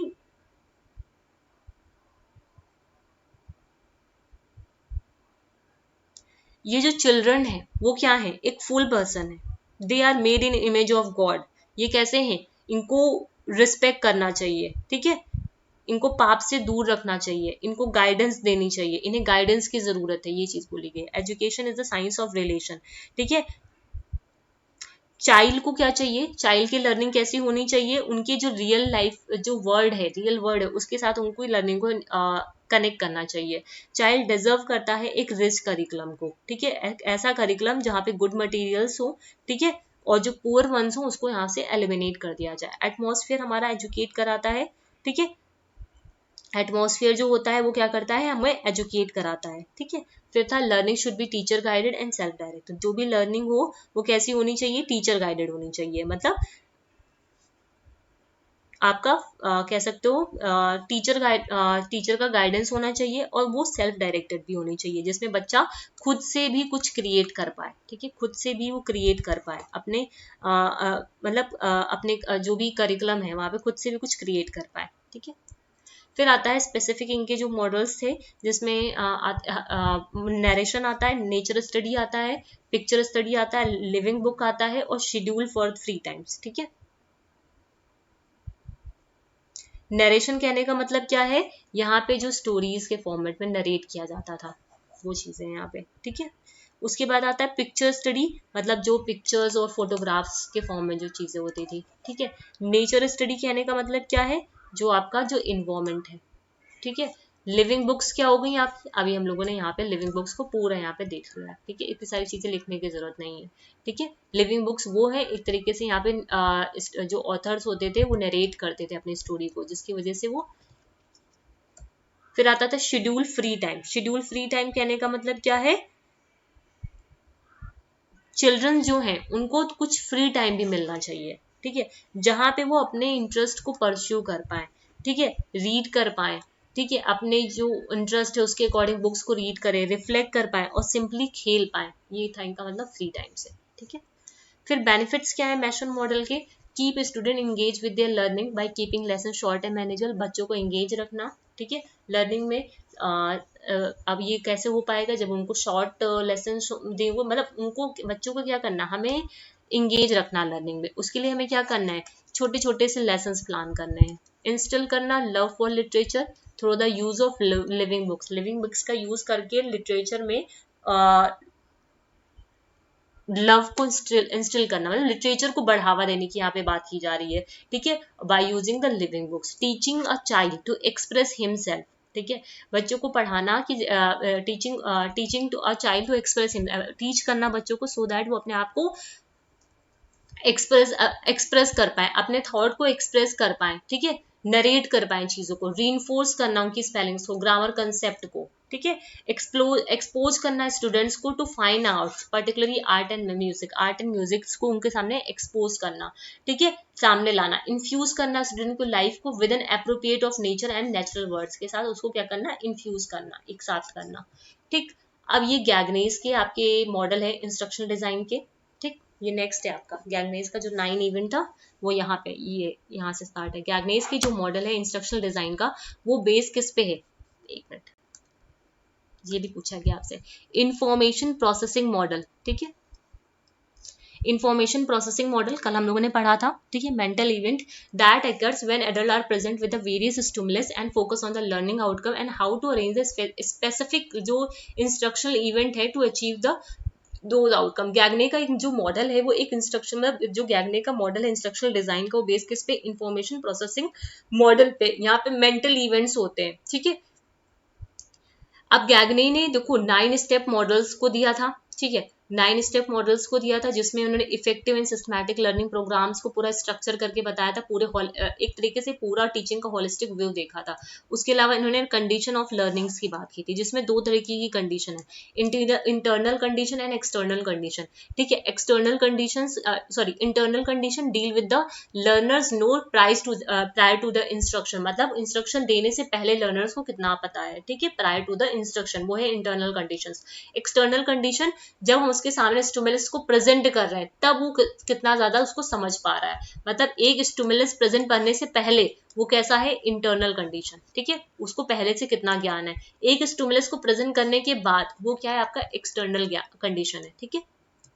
अब गैगने का जो मॉडल है इंस्ट्रक्शन का, the foundation of Gagne model relate to his conception of the organisation of knowledge in terms of the outcomes, ठीक है, आउटकम्स ऑफ द लर्निंग के उस पे इन्होंने 5 जो क्लासिफिकेशन दी है, ठीक है, गैगने ने 5 वेराइटीज दी, ठीक है, ये ध्यान रखना, organisation of knowledge in terms of the outcomes of the learning, ध्यान देना, ठीक है, अभी और आगे भी पढ़ेंगे, ठीक है, इसमें जिसमें इन्होंने गैगने ने आइडेंटिफाई किए 5 types of the varieties of learning, ठीक है, जिसमें आता है verbal information, intellectual skills, motor skills, attributes and cognitive strategies. अगर वर्बल इंफॉर्मेशन की मैं बात करूं तो वर्बल इंफॉर्मेशन में आपका क्या क्या चीजें आ जाती हैं, एबिलिटी टू स्टेट और रिकॉल द इंफॉर्मेशन, मतलब हम जो इंफॉर्मेशन है उसको हम स्टेट कर पा रहे हैं, रिकॉल कर पा रहे हैं, जो भी फैक्ट्स हैं, डेफिनेशंस हैं, ये वाली सारी चीजें, ठीक है। This has to be develop to meet the need of any particular subject matter. तो वर्बल जो इंफॉर्मेशन है वहां पे ये ध्यान रखना, यहाँ पे हम क्या करते हैं, रिकॉल करते हैं, ठीक है, रिकॉल करते हैं इंफॉर्मेशन को, स्टेट करते हैं इंफॉर्मेशन को, फैक्ट्स को। इंटेलेक्चुअल स्किल्स कैसी होती हैं, जहाँ पे मेंटल ऑपरेशंस होते हैं, जहाँ पे क्या होते हैं, मेंटल ऑपरेशंस होते हैं, जहाँ पे कंसेप्चुलाइजेशन होता है ना, डिफरेंशिएशन होता है, कंसेप्ट का जो रिलेशनशिप्स होते हैं उसको हम यहाँ पे अंडरस्टैंड करते हैं, रीड करते हैं, राइड करते हैं, है ना। तो ये सब किसमें आती हैं, यहाँ पे मेंटल ऑपरेशंस होते हैं। मैं यहाँ पे की पॉइंट भी लिख रही हूँ, यहाँ पे क्या होते हैं, मेंटल ऑपरेशंस होते हैं। एटीट्यूड, एटीट्यूड क्या होता है, जो हमारा प्री डिस्पोजिशन जो होता है पहले से ही, जो हमारा पॉजिटिव और नेगेटिव जो रिस्पॉन्स होता है, ठीक है, वो चीजें यहाँ पे, ठीक है। एटीट्यूड क्या हो गया आपका, जो कैसा आप फील करते हो, how one feel about protecting the environment, ठीक है, कैसा आप फील करते हो, आपका कैसा परसेप्शन है, जो प्री डिस्पोजिशंस जो हैं आपके, ठीक है, पॉजिटिविटी और नेगेटिविटी जो रिस्पॉन्स है, ठीक है, उसके टूवर्ड्स, वो सारी चीजें। मोटर स्किल्स में क्या होती हैं आपकी, फिजिकल स्किल्स, मोटर स्किल्स क्या है आपकी, फिजिकल स्किल्स हैं, ठीक है। यहाँ पे क्या होता है, आपकी एक्शंस आते हैं, मतलब यहाँ पे मोटर स्किल्स में अगर मैं बात करूँ, यहाँ पे जैसे ड्रॉ करना, टाइप करना, ड्राइव करना, है ना, ये वाली सारी चीजें आती है। कॉग्निटिव में क्या आती है, लर्नर की थिंकिंग आती है, कैसे वो रिमेम्बर करता है, कैसे उस प्रोसीजर को आगे कंटिन्यू करा पाता है, हायर ऑर्डर की थिंकिंग यहाँ पे आती है, ठीक है। कॉग्निटिव में क्या आता है आपका, मतलब यहाँ पे हम क्या करते हैं, हायर ऑर्डर की थिंकिंग करते हैं, हायर ऑर्डर की थिंकिंग करते हैं, एब्स्ट्रैक्ट थिंकिंग आती है, ठीक है। तो ये सारी चीजें थी, ठीक। फिर आ जाते हैं गैगनेस की जो 8 टाइप्स की लर्निंग है, ठीक है, इसको कैसे याद रखना, SSC VM CRP, ऐसे मैंने भी याद रखा था, कि SSC VM CRP, इसके सिर्फ नाम याद होने चाहिए। सिग्नल लर्निंग, इसमें ऐसे क्वेश्चन पूछे जाते हैं, आपको सीक्वेंस दे देगा, आपसे पूछा जाएगा प्रीसीडिंग कौन सा है, आपको रूल लर्निंग से पहले क्या आता है, कंसेप्ट लर्निंग के बाद क्या आता है, ऐसे क्वेश्चन आता है अरेंज करने के लिए। Signal learning, stimulus response learning, chain learning, verbal association, multiple discrimination, concept, concept के बाद रूल, फिर आता है प्रॉब्लम। ठीक है, तो इसको एज इट इज ऐसे ही याद कर लेना है आपको, SSC VM CRP। ठीक है, ऐसे याद रखो उसको। फिर आता है apart from the 5 principles of learning conditions, अब हम आते हैं गैगनेस के 9 इवेंट ऑफ द इंस्ट्रक्शंस में, जहां पे आता है गेनिंग अटेंशन। ठीक है, गेनिंग अटेंशन पहला ये है आपका गेनिंग अटेंशन। ठीक, जिसे हम लोग क्या बोलते हैं, रिसेप्शन भी बोलते हैं। क्या बोलते हैं, गेनिंग, इसको भी याद रखना है, गेनिंग अटेंशन। ठीक है, इंफॉर्मेशन, थर्ड, रुको, 4 6 8 9। ठीक है, गेनिंग अटेंशन जिसे रिसेप्शन बोलते हैं। ठीक है, इन्फॉर्मिंग द लर्नर ऑब्जेक्टिव, इसे एक्सपेक्टेंशियल, लर्नर्स को ऑब्जेक्टिव के बारे में इन्फॉर्म करना। देखिए, इसके जो दूसरे नाम है, यहाँ से क्वेश्चंस आपके आए हुए हैं, इसे बोलते हैं एक्सपेक्टेंसी। क्या बोलते हैं, एक्सपेक्टेंसी। फिर स्टिमुलस को रिकॉल कराना, ऑफ प्रीक्वाइसाइट लर्निंग, जिसे कहते हैं रिट्राइवल, रिट्राइवल करा रहे हैं यहाँ पे। फिर स्टिमुलस को उनके सामने प्रेजेंट करो, स्टिमुलस का जो मटेरियल है वो प्रेजेंट करोगे, जिसे बोलेंगे सेलेक्टिव परसेप्शन, कुछ वो परसेप्शन बना लेंगे। प्रोवाइड करना लर्निंग गाइडेंस, जिसे बोलते हैं सिमेंटिक इनकोडिंग। उसके बाद उनकी परफॉर्मेंस को इलिसाइट कराना, मतलब वो रिस्पॉन्स करेंगे यहाँ पे। अब उनको रीइंफोर्समेंट करना, मतलब फीडबैक देना। फिर एसएसएस करना, मतलब फिर से रिट्राइवल करना, स्पेलिंग ठीक कर लेना इसकी, एसेसिंग द परफॉर्मेंस। उसके बाद हम क्या करेंगे, लास्ट उसको जनरलाइज कर देंगे, enhancing the retention and transfer, हम क्या करेंगे यहाँ पे जनरलाइजेशन कर देंगे। राइट, अब ये 5 E's हैं कंस्ट्रक्शन की, 5 E's ऑफ कंस्ट्रक्टिविज्म। ठीक है, 5 E's ऑफ कंस्ट्रक्टिविज्म, जिसे 5 यही जो 5 E's है कंस्ट्रक्टिविज्म, वही चीज यहाँ पे लिखी हुई है। 5 E's ऑफ इंस्ट्रक्शनल मॉडल भी इसको बोलते हैं। कंस्ट्रक्टिविज्म के 5 E's हैं, वो 5 E's कौन से हैं आपके, engage, evaluate, elaborate, explain, explore. ठीक है, ये नाम याद रखना है आपको, engage, evaluate, elaborate, explain, explore. ठीक है, अब जिसमें ये जो 5 E है मॉडल है इंस्ट्रक्शन का, स्टूडेंट कंस्ट्रक्ट नॉलेज, यहाँ पे स्टूडेंट अपनी नॉलेज को कंस्ट्रक्ट करते हैं। ठीक है, and meaning from the experiences, अपने एक्सपीरियंसेस सीख करके वो क्या करते हैं, नॉलेज को यहाँ पे कंस्ट्रक्ट करते हैं। ये इंपॉर्टेंट है। This model was developed by the developed as a part of BSCS। ठीक है, बायोलॉजिकल साइंस करिकुलम। ठीक है, क्या, biological science curriculum study to improve the science and health curriculum for elementary schools. ठीक है, फॉर द एलिमेंट्री स्कूल। अब इस model को, ये जो BSCS है, बायोलॉजिकल साइंस करिकुलम स्टडी, इसको डेवलप किसने किया था, कॉपी में लिख लेना, रोजर बेबी। ठीक है, रोजर बेबी। ठीक है, पूछा जा सकता है। ठीक, 5E जो मेथड है वो क्या है, इंक्वायरी बेस्ड लर्निंग है। ये क्या है, यहाँ पे स्टूडेंट क्या करता है, क्वेश्चंस को पूछता है। ठीक है, यहाँ पे सेल्फ असेसमेंट होती है, अंडरस्टैंडिंग होती है। ठीक, डिसाइड करता है कौन सी इंफॉर्मेशन है जो हमारी कौन सी नॉलेज है जो मेरी इंफॉर्मेशन को इनहेंस कर सकती है। The 5E model is constructivist model. ये जो 5E का मॉडल है, इंस्ट्रक्शन मॉडल, एक ऐसा मॉडल है, कंस्ट्रक्टिविस्ट मॉडल है, जहाँ पे 5 स्टेजेस हैं, इंगेज करो, एक्सप्लोर करो। ठीक है, सीक्वेंस भी पूछते हैं इससे। ठीक है, इससे क्या पूछते हैं, सीक्वेंस भी पूछते हैं। सबसे पहले आप क्या करोगे, इंगेज कराओगे, इंगेज करने के बाद आप क्या करोगे, एक्सप्लोर करोगे, फिर आप क्या करोगे, यहाँ पे इंगेज है ना, हाँ, फिर एक्सप्लोर कराओगे, फिर क्या आएगा आपका, एक्सप्लेन, फिर क्या आएगा, एक्सप्लेन, फिर क्या आएगा, आप उसको एक्सप्लेन करने के बाद एक्सटेंड कराना, फिर बाद में क्या आएगा, इवैल्यूएट आएगा। Each stage of instruction detail the idea, concept and skill needed for the student inquiry. ये इंक्वायरी बेस्ड लर्निंग पे आपका बेस्ड है। ये जो 5E मॉडल है, ये मल्टीपल अपॉर्चुनिटीज देता है असेसमेंट के लिए। ठीक है, जिसमें इंगेज जो है, इंगेज कहने का मतलब क्या है, यहाँ पे लर्नर का जो इंटरेस्ट है, यहाँ पे हम क्या करते हैं, प्रेजेंट द कंटेंट। ठीक है, लर्नर्स को हम के सामने क्या, सॉरी प्रेजेंट कह रही हूँ, यहाँ पे हम क्या करते हैं, लर्नर्स की नीड को यहाँ पे देखते हैं। ठीक है, लर्नर्स की नीड को देखते हैं, और कितना ज्यादा वो कनेक्टेड है, इंगेज है, ये सारी चीजें देखते हैं। उसके बाद आता है एक्सप्लोर। इसके बाद क्या आता है, एक्सप्लोर। एक्सप्लोर में क्या करते हैं, स्टूडेंट एक्सप्लोर करते हैं कंसेप्ट को, हैंड्स ऑन एक्सपीरियंसेस लेते हैं, टेक्नोलॉजीज का यूज करते हैं। फिर आता है एक्सप्लेन। फिर यहाँ पे हम क्या करते हैं, एक्सप्लेनेशन होता है, यहाँ पे लेक्चर होता है, डिस्कशन होता है, ठीक है, मिनी लेक्चर्स हो गए, डिस्कशंस हो गए, टीचर डायरेक्ट कर रहे हैं, ये वाली सारी चीजें। उसके बाद इसको इलेबोरेट कराते हैं, जो न्यू अंडरस्टैंडिंग्स हुई है उसको क्या करेंगे यहाँ पे एक्सटेंड कराएंगे, ठीक है, उसको इलेबोरेट करेंगे, एक्सटेंड करेंगे। देन आफ्टर हम क्या करेंगे, उनको इवेलुएट करेंगे, student evaluate their own learning, ठीक है, अपनी खुद की लर्निंग को वो इवेलुएट करेंगे यहाँ पे, राइट। उसी के बाद इसी में ही दो चीजें, ये जो 5 लिखे हैं ना, ये जो 5 लिखे हैं, engage, explore, explain, elaborate and evaluate, इसी में 2 टर्म्स आपके और ऐड हो जाते हैं, ठीक है। 2 टर्म्स आपके कौन से ऐड हो जाते हैं जब 7E की बात करते हैं, इधर आओ, 7E कंस्ट्रक्टिविज्म में बात करते हैं। सबसे पहले क्या किया आपने, इंगेज किया, यहाँ पे क्या किया, इंगेज किया, ठीक। फिर क्या करोगे, इलिसाइट करोगे, नया ये आया, ठीक है। फिर उसके बाद एक्सप्लोर, वो टर्म्स रहेंगे 5 आपके। एक्सप्लोर करने के बाद फिर एक्सप्लेन करोगे, ठीक है। एक्सप्लेन करने के बाद क्या करोगे, एक्सप्लोरेट करोगे, ठीक है। एक मिनट रुको, जस्ट अ सेकंड, मैं एक बार चेक कर लूं, मुझे ये थोड़ा सा गड़बड़ लग रहा है, रुक जाओ एक बार मैं चेक ही कर लूं, नहीं तो फिर एक्सप्लोरेट, मैंने एक्सप्लोर भी लिख रखा है, एक्सप्लोरेट क्यों लिखा है, इलिसाइट करना, इंगेज करना, आई थिंक ये मैंने पिक्चर ही गलत लगा दी है क्या, रुको, सबसे पहले आता है इलिसाइट, ठीक, इंगेज, इलिसाइट कराओ उनको पहले, इंगेज कराना, फिर एक्सप्लोर कराना, एक्सप्लोर कराने के बाद एक्सप्लेन, एक्सप्लेन करने के बाद इलेबोरेट,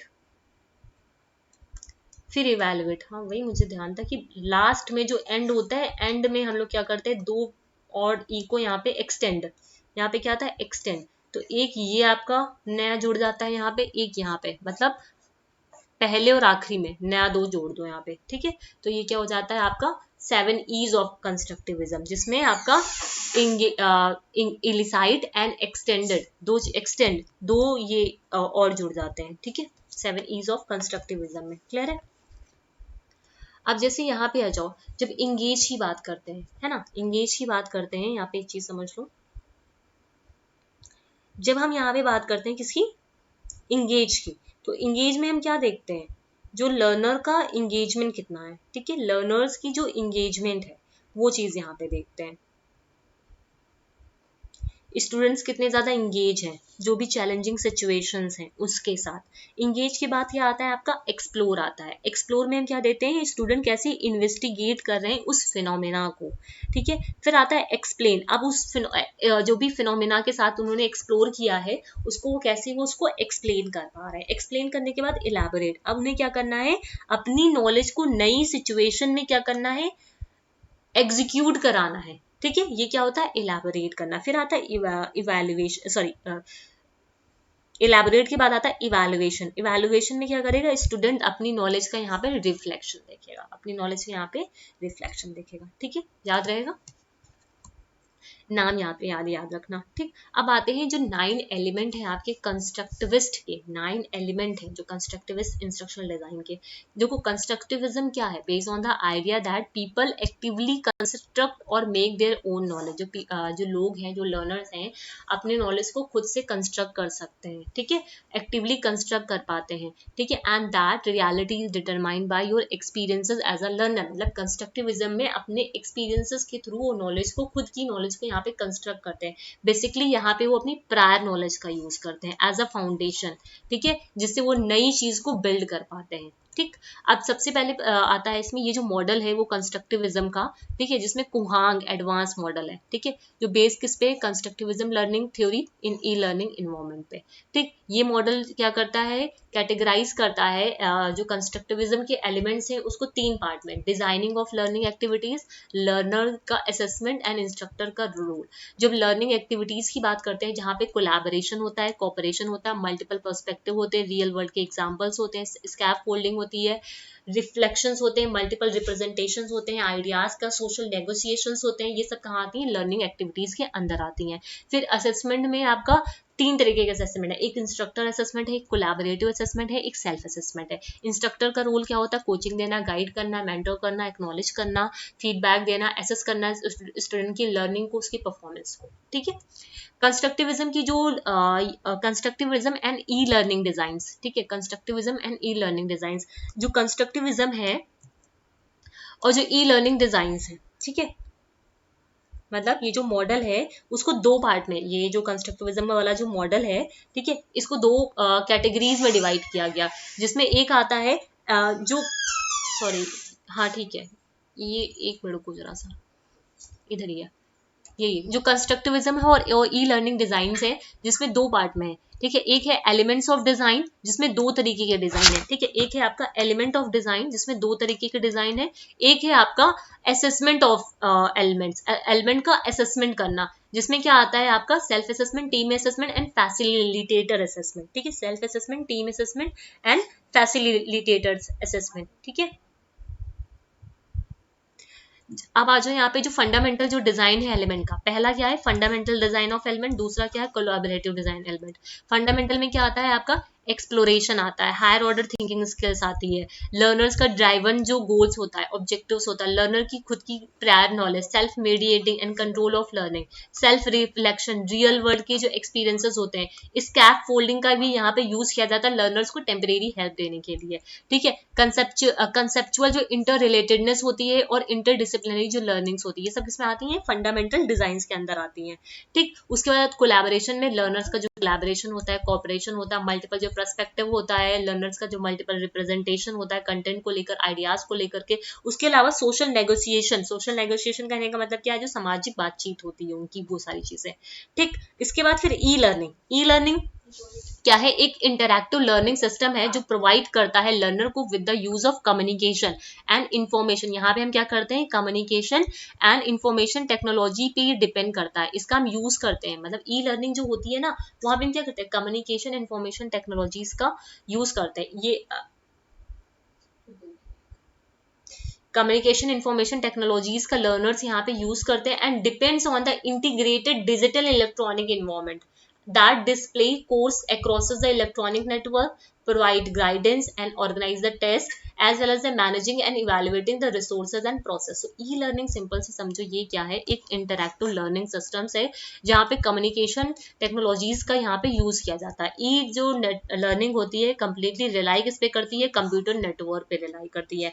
यहाँ पे नॉलेज का ट्रांसफर्स होता है, ठीक है। नेटवर्क के थ्रू हम क्या करते हैं? नॉलेज को ट्रांसफर करते हैं, स्किल्स को ट्रांसफर करते हैं, ठीक है। इसके एप्लीकेशन में क्या क्या आ जाता है? ऑनलाइन जो लर्निंग है, कंप्यूटर जो लर्निंग है, वर्चुअल जो क्लासरूम्स हैं, डिजिटल जो कोलैबोरेशन होता है, ठीक है। ये जो मैं पढ़ा रही हूँ आपको, ये भी क्या, ये मतलब सॉरी, ये जो क्या बोलते हैं उसको, जैसे इग्नू वगैरह के नोट्स आप लोग को मिल जाते हैं, ठीक है। तो ये क्या हो रही है? ई लर्निंग है, ठीक है। जो कोलैबोरेशन होता है आपका वर्चुअली, आप जब क्लास जो कोविड आया था तो वर्चुअल प्लेटफॉर्म पे क्लासेस ली जा रही थी आपकी, तो वो आपकी ई लर्निंग के अंदर आ गया, ठीक है। जो ऑनलाइन लर्निंग कराई जा रही है, ये भी क्या है? एक जो मैं कर रही हूँ, ये भी क्या है? एक काइंड ऑफ ऑनलाइन लर्निंग ही है, ठीक है। काइंड ऑफ क्या ऑनलाइन ही लर्निंग है ये, ठीक है। फिर आते हैं कंप्यूटर का क्या एप्लीकेशन होता है, जो कंप्यूटर्स हैं एजुकेशन में, ठीक है, उनके एप्लीकेशन, ठीक है। मतलब कंप्यूटर्स इन एजुकेशन कौन कौन से हैं? CAL computer assisted learning, computer assisted instructions, computer manage learning, इन सबको हम लोग यहाँ पे पढ़ेंगे, ठीक है। कंप्यूटर असिस्टेड लर्निंग ये क्या है आपकी? एक it is an interactive instruction technique whereby the computer is use. अब यहाँ पे देखो कंप्यूटर असिस्ट कर रहा है, नाम में ही पता चल रहा है ना, कंप्यूटर असिस्ट कर रहा है हमारी लर्निंग को। कंप्यूटर इज यूज, यहाँ पे कंप्यूटर को यूज किया जाता है to present the instructional material, ठीक है। अब मैं लैपटॉप को यूज कर रही हूँ आपके सामने इस कंटेंट को प्रेजेंट करने के लिए, ठीक। तो ये क्या है? कंप्यूटर असिस्टेड लर्निंग है, ठीक है। कंप्यूटर असिस्टेड लर्निंग जो असेसमेंट एक ये टूल है जहाँ पे मल्टीपल चॉइस क्वेश्चंस आते हैं आपके, ठीक है। क्या क्या आते हैं यहाँ पे? मल्टीपल चॉइस के क्वेश्चंस आते हैं आपके, एक मिनट को, हाँ असेसमेंट जो ये हेडिंग्स पे लिखना, ये जो कंप्यूटर असिस्टेड लर्निंग है, ठीक है, इसमें असेसमेंट टूल कौन कौन से हो सकते हैं? आपके मल्टीपल चॉइस के क्वेश्चंस हो सकते हैं, फिल इन द ब्लैंक्स हो सकते हैं, आंसर्स को फाइंड करना, है ना, क्रॉस वर्ड जो पजल्स होते हैं, ऑनलाइन जो इंटरैक्टिव चैट्स होती हैं, ड्रिल्स होती हैं, ये सारी। उसके अलावा वेब क्वेस्ट एक होता है। वेब क्वेस्ट, वेब क्वेस्ट क्या होता है? एक एक्सरसाइज है जहां पे students are required to provide the answer to a question, ठीक है। मतलब ये क्या करते हैं? वेब क्वेस्ट मतलब वेब पे जो वो क्विज चल रही होती है, ठीक है, ये वाली चीज है। एडवेंचर गेम्स हो गए, ठीक है, लिसनिंग एक्सरसाइजेस हो गई, ये सारी चीजें, ठीक। उसके अलावा यहाँ पे आते हैं पैराडिगम्स, ठीक है। पैराडिगम्स कौन कौन से यहाँ पे आते हैं आपके?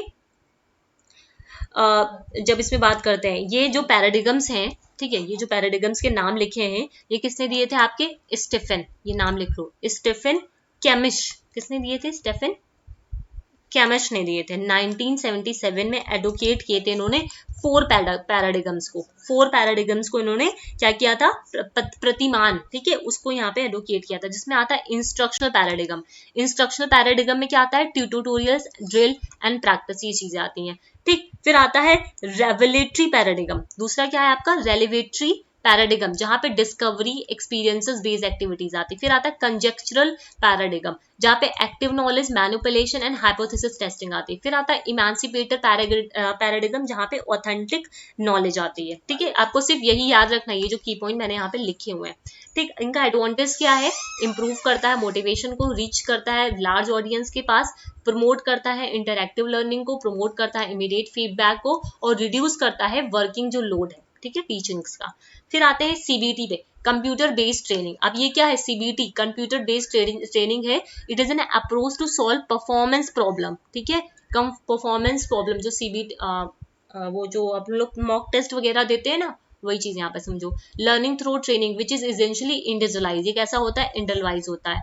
ये learners, it enables the learners to acquire the knowledge and skill that comprise competence in the task performance. मतलब ये जो मॉक वगैरह देते हो, ठीक है, वो क्या है? कंप्यूटर बेस्ड ट्रेनिंग है, ठीक है, जहाँ पे ट्यूटोरियल्स आता है, ड्रिल एंड प्रैक्टिस आता है, लर्निंग बाय डूइंग आता है, ठीक है। ट्यूटोरियल में एक्टिविटी बेस्ड ट्यूटोरियल हो सकता है, शॉर्ट ड्यूरेशन हो सकते हैं, ठीक। It allows the drill and practice में मास्टर लर्निंग्स हो सकती है। लर्निंग बाय डूइंग मतलब CBT can provide complete experiential learning, ठीक है, जहां पे लर्नर्स अपनी स्किल्स को डेवलप कर सकते हैं, ठीक है। फिर आते हैं सीएमएल। फिर आता है सीएमएल मतलब कंप्यूटर मैनेज्ड लर्निंग। अब ये क्या है? Computer managed learning. It is defined as a category of a computer program. ये एक कैटेगरी है कंप्यूटर प्रोग्राम की, that may be use by the educator instructor, ठीक है। ये एजुकेटर इंस्ट्रक्टर, इसका डिफरेंस आप लोग बहुत ध्यान से समझिएगा।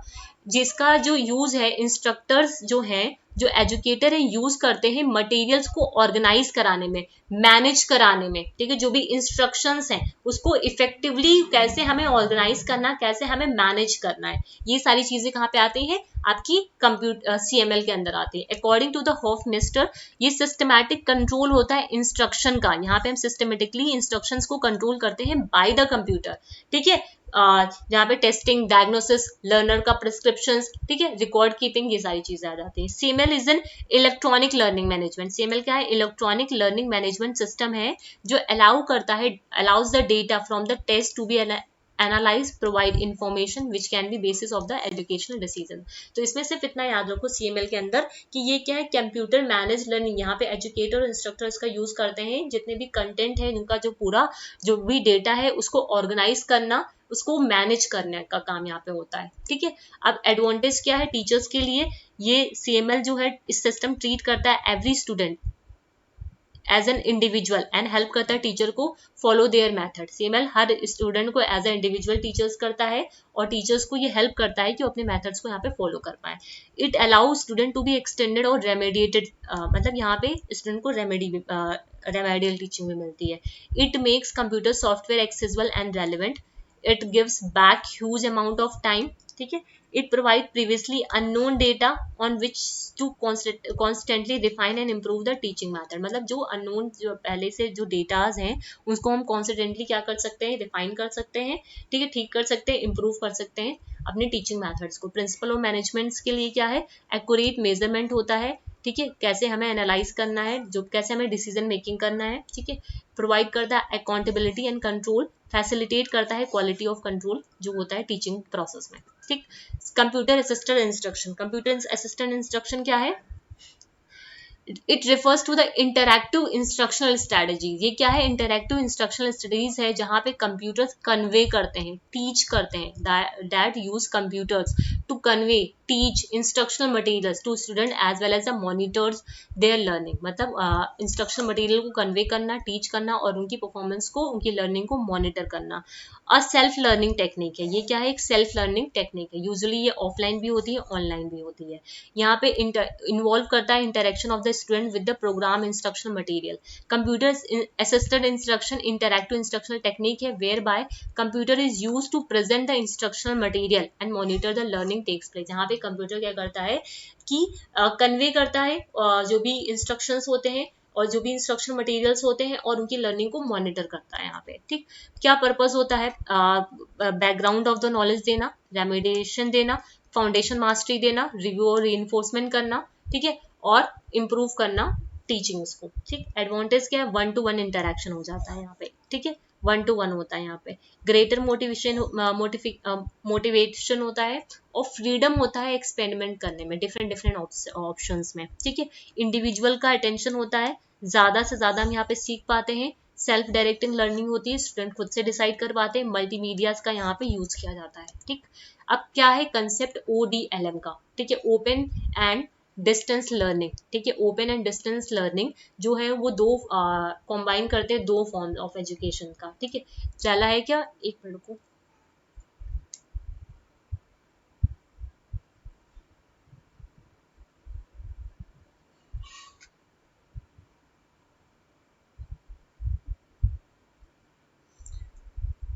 Open and distance. ठीक है, ओपन एंड डिस्टेंस। ठीक है, combine to form of education. Distance that focus on expanding access to learning. ठीक है, expanding access to learning.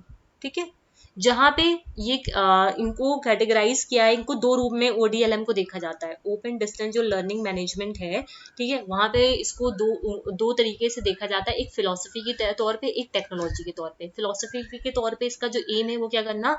Barriers को रिमूव कराना। ठीक है, स्टूडेंट को वो चीज देना जो वो पढ़ना चाह रहा है। ठीक है, इन शॉर्ट इंक्रीज करना एजुकेशनल एक्सेस को, एजुकेशनल चॉइस में उनकी चॉइस के अकॉर्डिंग उनको एक्सेस देना, इंक्रीज करना। ठीक है, यूज करना टेक्नोलॉजीज का यहाँ पे, जिसमें प्रिंटेड वर्कबुक का, ऑडियो कैसेट्स का, रेडियो का, वेब का यहाँ पे यूज किया जा सकता है। ठीक है, प्रोसेस क्या होता है? सबसे पहले आप प्लान करोगे, फिर सेलेक्ट करोगे ऑब्जेक्टिव्स को, फिर अप्रोप्रिएट मेथोडोलॉजी यूज करोगे, फिर सेलेक्ट करोगे कौन सी मल्टीमीडिया अप्रोच का यूज करना है, देन आप एग्जीक्यूट करोगे, उसके बाद लास्टली आपको इवेलुएशन करना पड़ता है यहाँ पे। ठीक है, ये प्रोसेस है। अब आते हैं ई लर्निंग। देखो, ई लर्निंग अभी हम लोगों ने देखा, इलेक्ट्रॉनिक जो लर्निंग होती है। ठीक है, यहाँ पे ये वेब टेक्नोलॉजीज का यहाँ पे यूज किया जाता है। ठीक है, स्किल्स को, नॉलेज को लर्न करने के लिए। ठीक है, ई लर्निंग कैसी होती है? वेब बेस्ड होती है, नेटवर्क कोर्सेज होते हैं, वर्चुअली होती है, फ्लेक्सिबल होती है, वैरायटी ऑफ स्टडीज होती हैं। ठीक है, और ये वर्ल्ड वाइड डिस्ट्रीब्यूशन होता है नॉलेज का यहाँ पे। ठीक है, अब ऑनलाइन लर्निंग, ऑनलाइन लर्निंग जो हम लोग कर रहे हैं, जहाँ पे इंटरनेट का यूज किया जाता है, जो भी आइडियाज होते हैं उसका ऑनलाइन हम लोग यूज करते हैं। मतलब ऑनलाइन हम आइडियाज को यहाँ पे कलेक्ट करते हैं, वर्चुअल प्लेटफॉर्म्स का यूज किया जाता है लर्निंग के लिए यहाँ पे। ठीक, उसके बाद आता है ब्लेंडेड लर्निंग, जहाँ पे ट्रेडिशनल प्लस, ठीक है, traditional learning plus online learning दोनों का यहाँ पे कॉम्बिनेशन होता है। एक ट्रेडिशनल लर्निंग क्या है? फेस टू फेस वाली जो लर्निंग होती है, फिर ऑनलाइन लर्निंग। ठीक, ये क्या होती है? हमारी ब्लेंडेड लर्निंग होती है। ठीक है, दोनों का मिक्स कॉम्बिनेशन होता है। ब्लेंडेड लर्निंग क्या होती है? फेस टू फेस ट्रेनिंग होती है यहाँ पे, वर्चुअल क्लासरूम जैसे आप लोगों ने देखा होगा। मतलब कुछ कोचिंग्स होती हैं ऑनलाइन भी आपको पढ़ाती हैं और ऑफलाइन भी पढ़ाती हैं। ठीक है, तो ये क्या है? उनका ब्लेंडेड लर्निंग है। ठीक, वेबिनार्स हो गए, लिंक्स हो गए, सैमुलेशंस हो गए, असेसमेंट हो गए, 1 to 1 जो कोचिंग्स, 1 on 1 जो कोचिंग्स होती हैं। ठीक, अब ये जो ब्लेंडेड लर्निंग का कंसेप्ट है ये कहाँ से निकल के आया? Brick and mortar plus online learning. Brick and mortar plus online learning. Brick and mortar क्या है? एक ट्रेडिशनल इंस्ट्रक्शन है, टेक्नोलॉजी रिच इंस्ट्रक्शन है। ऑनलाइन क्या है? इनफॉर्मल ऑनलाइन लर्निंग है, फुल टाइम ऑनलाइन लर्निंग होती है। ठीक है, brick and mortar traditional instruction and traditional rich instruction है। ऑनलाइन लर्निंग इनफॉर्मल ऑनलाइन जो लर्निंग है और फुल टाइम। ठीक है, यहीं से इनको मिक्स करके ब्लेंडेड लर्निंग आया, जिसमें 4 मॉडल्स होते हैं आपके: rotation model, flex model, a la carte, ठीक है, ये मॉडल इंपॉर्टेंट है, a la carte model, enriched virtual model. जो रोटेशन मॉडल है उसे फर्दर डिवाइड किया गया 4 पार्ट में, स्टेशन रोटेशन, लैब रोटेशन, एक minute, station rotation, lab rotation, और क्या हो गया आपका flipped rotation and individual rotation. ठीक, तो ये नाम आपको यहाँ पे याद होने चाहिए। फिर आता है एम लर्निंग, जो मोबाइल लर्निंग होती है, ठीक है, जैसे मोबाइल जो लर्निंग जिसमें मल्टीपल मतलब जो भी जैसे क्या बोलते हैं उसको, जो मोबाइल लर्निंग जिससे जो चीजें हम लोग सीखते हैं, ठीक है, सोशल लर्निंग जो प्लेटफॉर्म्स है हमारी, जो पर्सनल जो इलेक्ट्रॉनिक डिवाइसेस होती हैं, ठीक है, जो पर्सनल इलेक्ट्रॉनिक टैबलेट है, लैपटॉप है, मोबाइल है, ये सारी चीजें, वो क्या है हमारी एम लर्निंग्स है, जिसमें एक वेब ऐप होते हैं, एक हाइब्रिड ऐप होते हैं, एक नेटिव ऐप होते हैं, ठीक है, 3 तरीके के ऐप होते हैं। वेब ऐप कौन से होते हैं आपके, वेब ऐप जो वो ऐप होते हैं, सॉरी, जो नेटिव होते हैं, नेटिव ऐप कौन से होते हैं, जो स्पेसिफिक प्लेटफॉर्म होता है, ठीक है, जिनका क्या होता है, एक स्पेसिफिक प्लेटफॉर्म होता है, वन, ये इंपॉर्टेंट है, ये ध्यान रखना, वन स्पेसिफिक प्लेटफॉर्म होता है उनका, ठीक है, उनका ऑपरेटिंग सिस्टम लाइक। फिर आता है web app, web based app क्या होते हैं, यहाँ पे क्या होती है, एनी मोबाइल डिवाइसेस, कोई भी operating systems, because they are delivered using mobile browser, ठीक है, यहाँ पे हम क्या करते हैं, ब्राउजर का यूज करते हैं, यहाँ पे हम क्या करते हैं, ब्राउजर का यूज करते हैं। और जो हाइब्रिड होते हैं वो वेब प्लस नेटिव का कॉम्बिनेशन होता है, वेब प्लस नेटिव का कॉम्बिनेशन होता है। इसका मैंने पिक्चर्स के फॉर्म में यूट्यूब सॉरी टेलीग्राम पे शेयर कर रखा है, इमेज बहुत पहले ही शेयर किया था, जब आपका पहले एग्जाम था तभी शेयर किया हुआ था, ठीक है, तो आपको जब आप मीडिया सेक्शन में जाओगे तो वहां पे ये चीज मिल जाएगी, ठीक है। फिर आता है सिंक्रोनस, मैंने पहले ही बता रखा आपको, सिंक्रोनस और सिंक्रोनस लर्निंग बाद, सिंक्रोनस के मतलब क्या होती है, सेम टाइम पे होती है, और यहाँ पे क्या होता है, डिफरेंट टाइम पे होती है। जो मैं आपको पढ़ा रही हूँ अभी, ठीक है, ये कैसी है, असिंक्रोनस लर्निंग है, ठीक है, और जो आप लाइव क्लासेस लेते हो वो कैसी होती है, सिंक्रोनस लर्निंग होती है, ठीक। सिंक्रोनस लर्निंग के जो एक्टिविटीज हैं, ठीक है, जैसे बिल्डिंग कम्युनिटी रिलेशनशिप, ये सारे आपको नाम पता होने चाहिए। रियल टाइम फीडबैक देना, फोस्टर कोलैबोरेशन जो होता है, रियल टाइम कन्वर्सेशन जो होती है आपकी, गाइड प्रैक्टिस एप्लीकेशंस, ठीक है, ये सेम थिंग asynchronous, ठीक है, learning the same thing at different times, learning the same thing at the same times, तो सिंक्रोनस, ये उसके फीचर्स यहाँ पे लिखे हुए हैं, ठीक है। लेक्चर्स हैं, ट्रेडिशनल क्लासरूम है, टेड टॉक्स है, वेबिनार्स है, टीम स्पोर्ट्स प्रैक्टिस है, लाइव डिस्कशन, इनके नाम इंपॉर्टेंट है, ठीक है। Asynchronous online courses, mastery based learning, Khan academy आप लोगों ने देखा होगा, प्रोफेशनल लर्निंग नेटवर्क, यूट्यूब हो गए आपके, ये वाली सारी चीजें, ठीक है। ये असिंक्रोनस की ये एग्जांपल्स हैं, ठीक है। रीड प्लस टेक नोट्स, ठीक है, वॉच वीडियोस को जो देखते हो, पॉडकास्ट वगैरह को सुनना, रिसर्च करना, ठीक है, प्रैक्टिस और रिव्यू करना, तो ये सब किसमें आती है, आपकी असिंक्रोनस में आती है, राइट। तो यहाँ पे ये आपका आई थिंक ये पूरा कंप्लीट हो गया, ठीक है। तो आज हम लोगों ने सक्सेसफुली, मैंने सोच रखा था कि आपका एक ही पार्ट में ये यूनिट 8 का बी सेक्शन कवर करा दूंगी, क्योंकि इसमें ज्यादा कुछ नहीं था, 2 पार्ट में करने का कोई मतलब नहीं था इसको, ठीक है। सिर्फ यहाँ पे आपको देखो, मैंने पहले भी आपको बताया था कि आपको यहाँ पे नाम का बहुत ध्यान रखना है, ठीक है। डिटेल अंदर के कंसेप्ट तो है ही है, वो जो इंपॉर्टेंट है वो मैंने यहाँ पे डाल दिया है, इसके अलावा यहाँ पे आपको नाम पूरे याद होने चाहिए, ठीक है, कि किसमें क्या क्या आता है और किसका जो कैसे डिफ्रेंशिएशन होता है, वही यहाँ पे इंपॉर्टेंट है, ठीक है। तो आज का सेशन फिर यहीं पे एंड करते हैं। उम्मीद करती हूँ ये सेशंस आपके लिए बेनिफिशियल रहेंगे, यूजफुल होंगे। अगर वीडियोस आपको अच्छी लगती हूँ, आपकी स्टडी में कहीं ना कहीं हेल्प कर पा रही हूँ, तो वीडियोस को लाइक करिएगा और शेयर करिएगा अपने फ्रेंड्स के साथ, जो लोग भी प्रिपरेशन कर रहे हैं यूजीसी नेट की। उसके अलावा टेलीग्राम पे भी आप लोग जुड़िएगा, टेलीग्राम पे मैंने कई सारे क्वेश्चंस दे रखे हुए हैं, कुछ लर्नर्स उसको अटेम्प्ट करते हैं, कुछ नहीं करते हैं, तो मैं उनसे यही बोलूंगी, जितने भी क्विज मैंने दे रखे हुए हैं, ठीक है, स्टार्टिंग से आप स्क्रॉल करके ऊपर की तरफ जाइएगा, जितने भी मैंने क्विज दे रखे हैं वो कहीं ना कहीं आपके पीवाईक्यू से रिलेटेड है, क्वेश्चंस आपके इंपॉर्टेंट नहीं है वहां पे, ठीक है। डायरेक्टली क्वेश्चन बहुत कम होता है कि आपके रिपीट होते हैं, क्वेश्चंस के जो ऑप्शंस हैं उसको गूगल करो वहां पे, ठीक है, उसको गूगल करो, ठीक है। काफी लर्नर्स उसको अटेम्प्ट करते हैं, काफी लर्नर्स स्किप कर देते हैं, उन्हें लगता है शायद ये इंपॉर्टेंट नहीं है, बट ये एक एनटीए में ये चीज आपको देखोगे, आप जब एनालाइज करोगे, जो ऑप्शंस होते हैं ना, उन्हीं ऑप्शंस को आपको गूगल करना पड़ता है, उन्हीं ऑप्शंस के साथ वो लोग खेलते हैं, ठीक है। मतलब खेलते हैं इन द सेंस ये है कि हमें क्या करना है, जो भी प्रीवियस ईयर के क्वेश्चंस होते हैं उनके क्वेश्चंस तो रिपीट मतलब उनके क्वेश्चंस को समझना है, प्लस उसके जो ऑब्जेक्ट जो ऑप्शंस दे रखे हुए हैं, ठीक है, जो चारों ऑप्शंस दे रखे उन पे हमें क्या करना है, उसको एक बार को गूगल करना है, ठीक है, आखिर वो ऑप्शंस है क्या। अगर आपको वो ऑप्शंस आते हैं तब तो ठीक है, अगर नहीं आते हैं ऑप्शंस तो उसको गूगल करो एक बार को, इससे आपको क्या होगा, काफी ज्यादा हेल्प मिलेगी, ठीक है। तो जो लोग भी अटेम्प्ट नहीं कर रहे हो टेलीग्राम पे जो क्विज है, तो उसे प्लीज उसको अटेम्प्ट करिए। उसके अलावा मैंने कम्युनिटी टैब पे भी क्वेश्चंस दे रखे हैं, बट दोनों जगह पे क्वेश्चंस प्रोवाइड करना नहीं हो पाता है, ठीक है, इतना टाइम नहीं हो पाता है कि मैं इधर भी दूं इधर भी दूं क्वेश्चन। इसी वजह से जो भी टेलीग्राम पे क्वेश्चंस होते हैं मैं वहां पे दे देती हूँ, ठीक है, कंटेंट आपको यहाँ पे प्रोवाइड कर रही हूँ, ठीक है। तो आज का सेशन यहीं पे एंड करते हैं, ठीक है। Thank you everyone.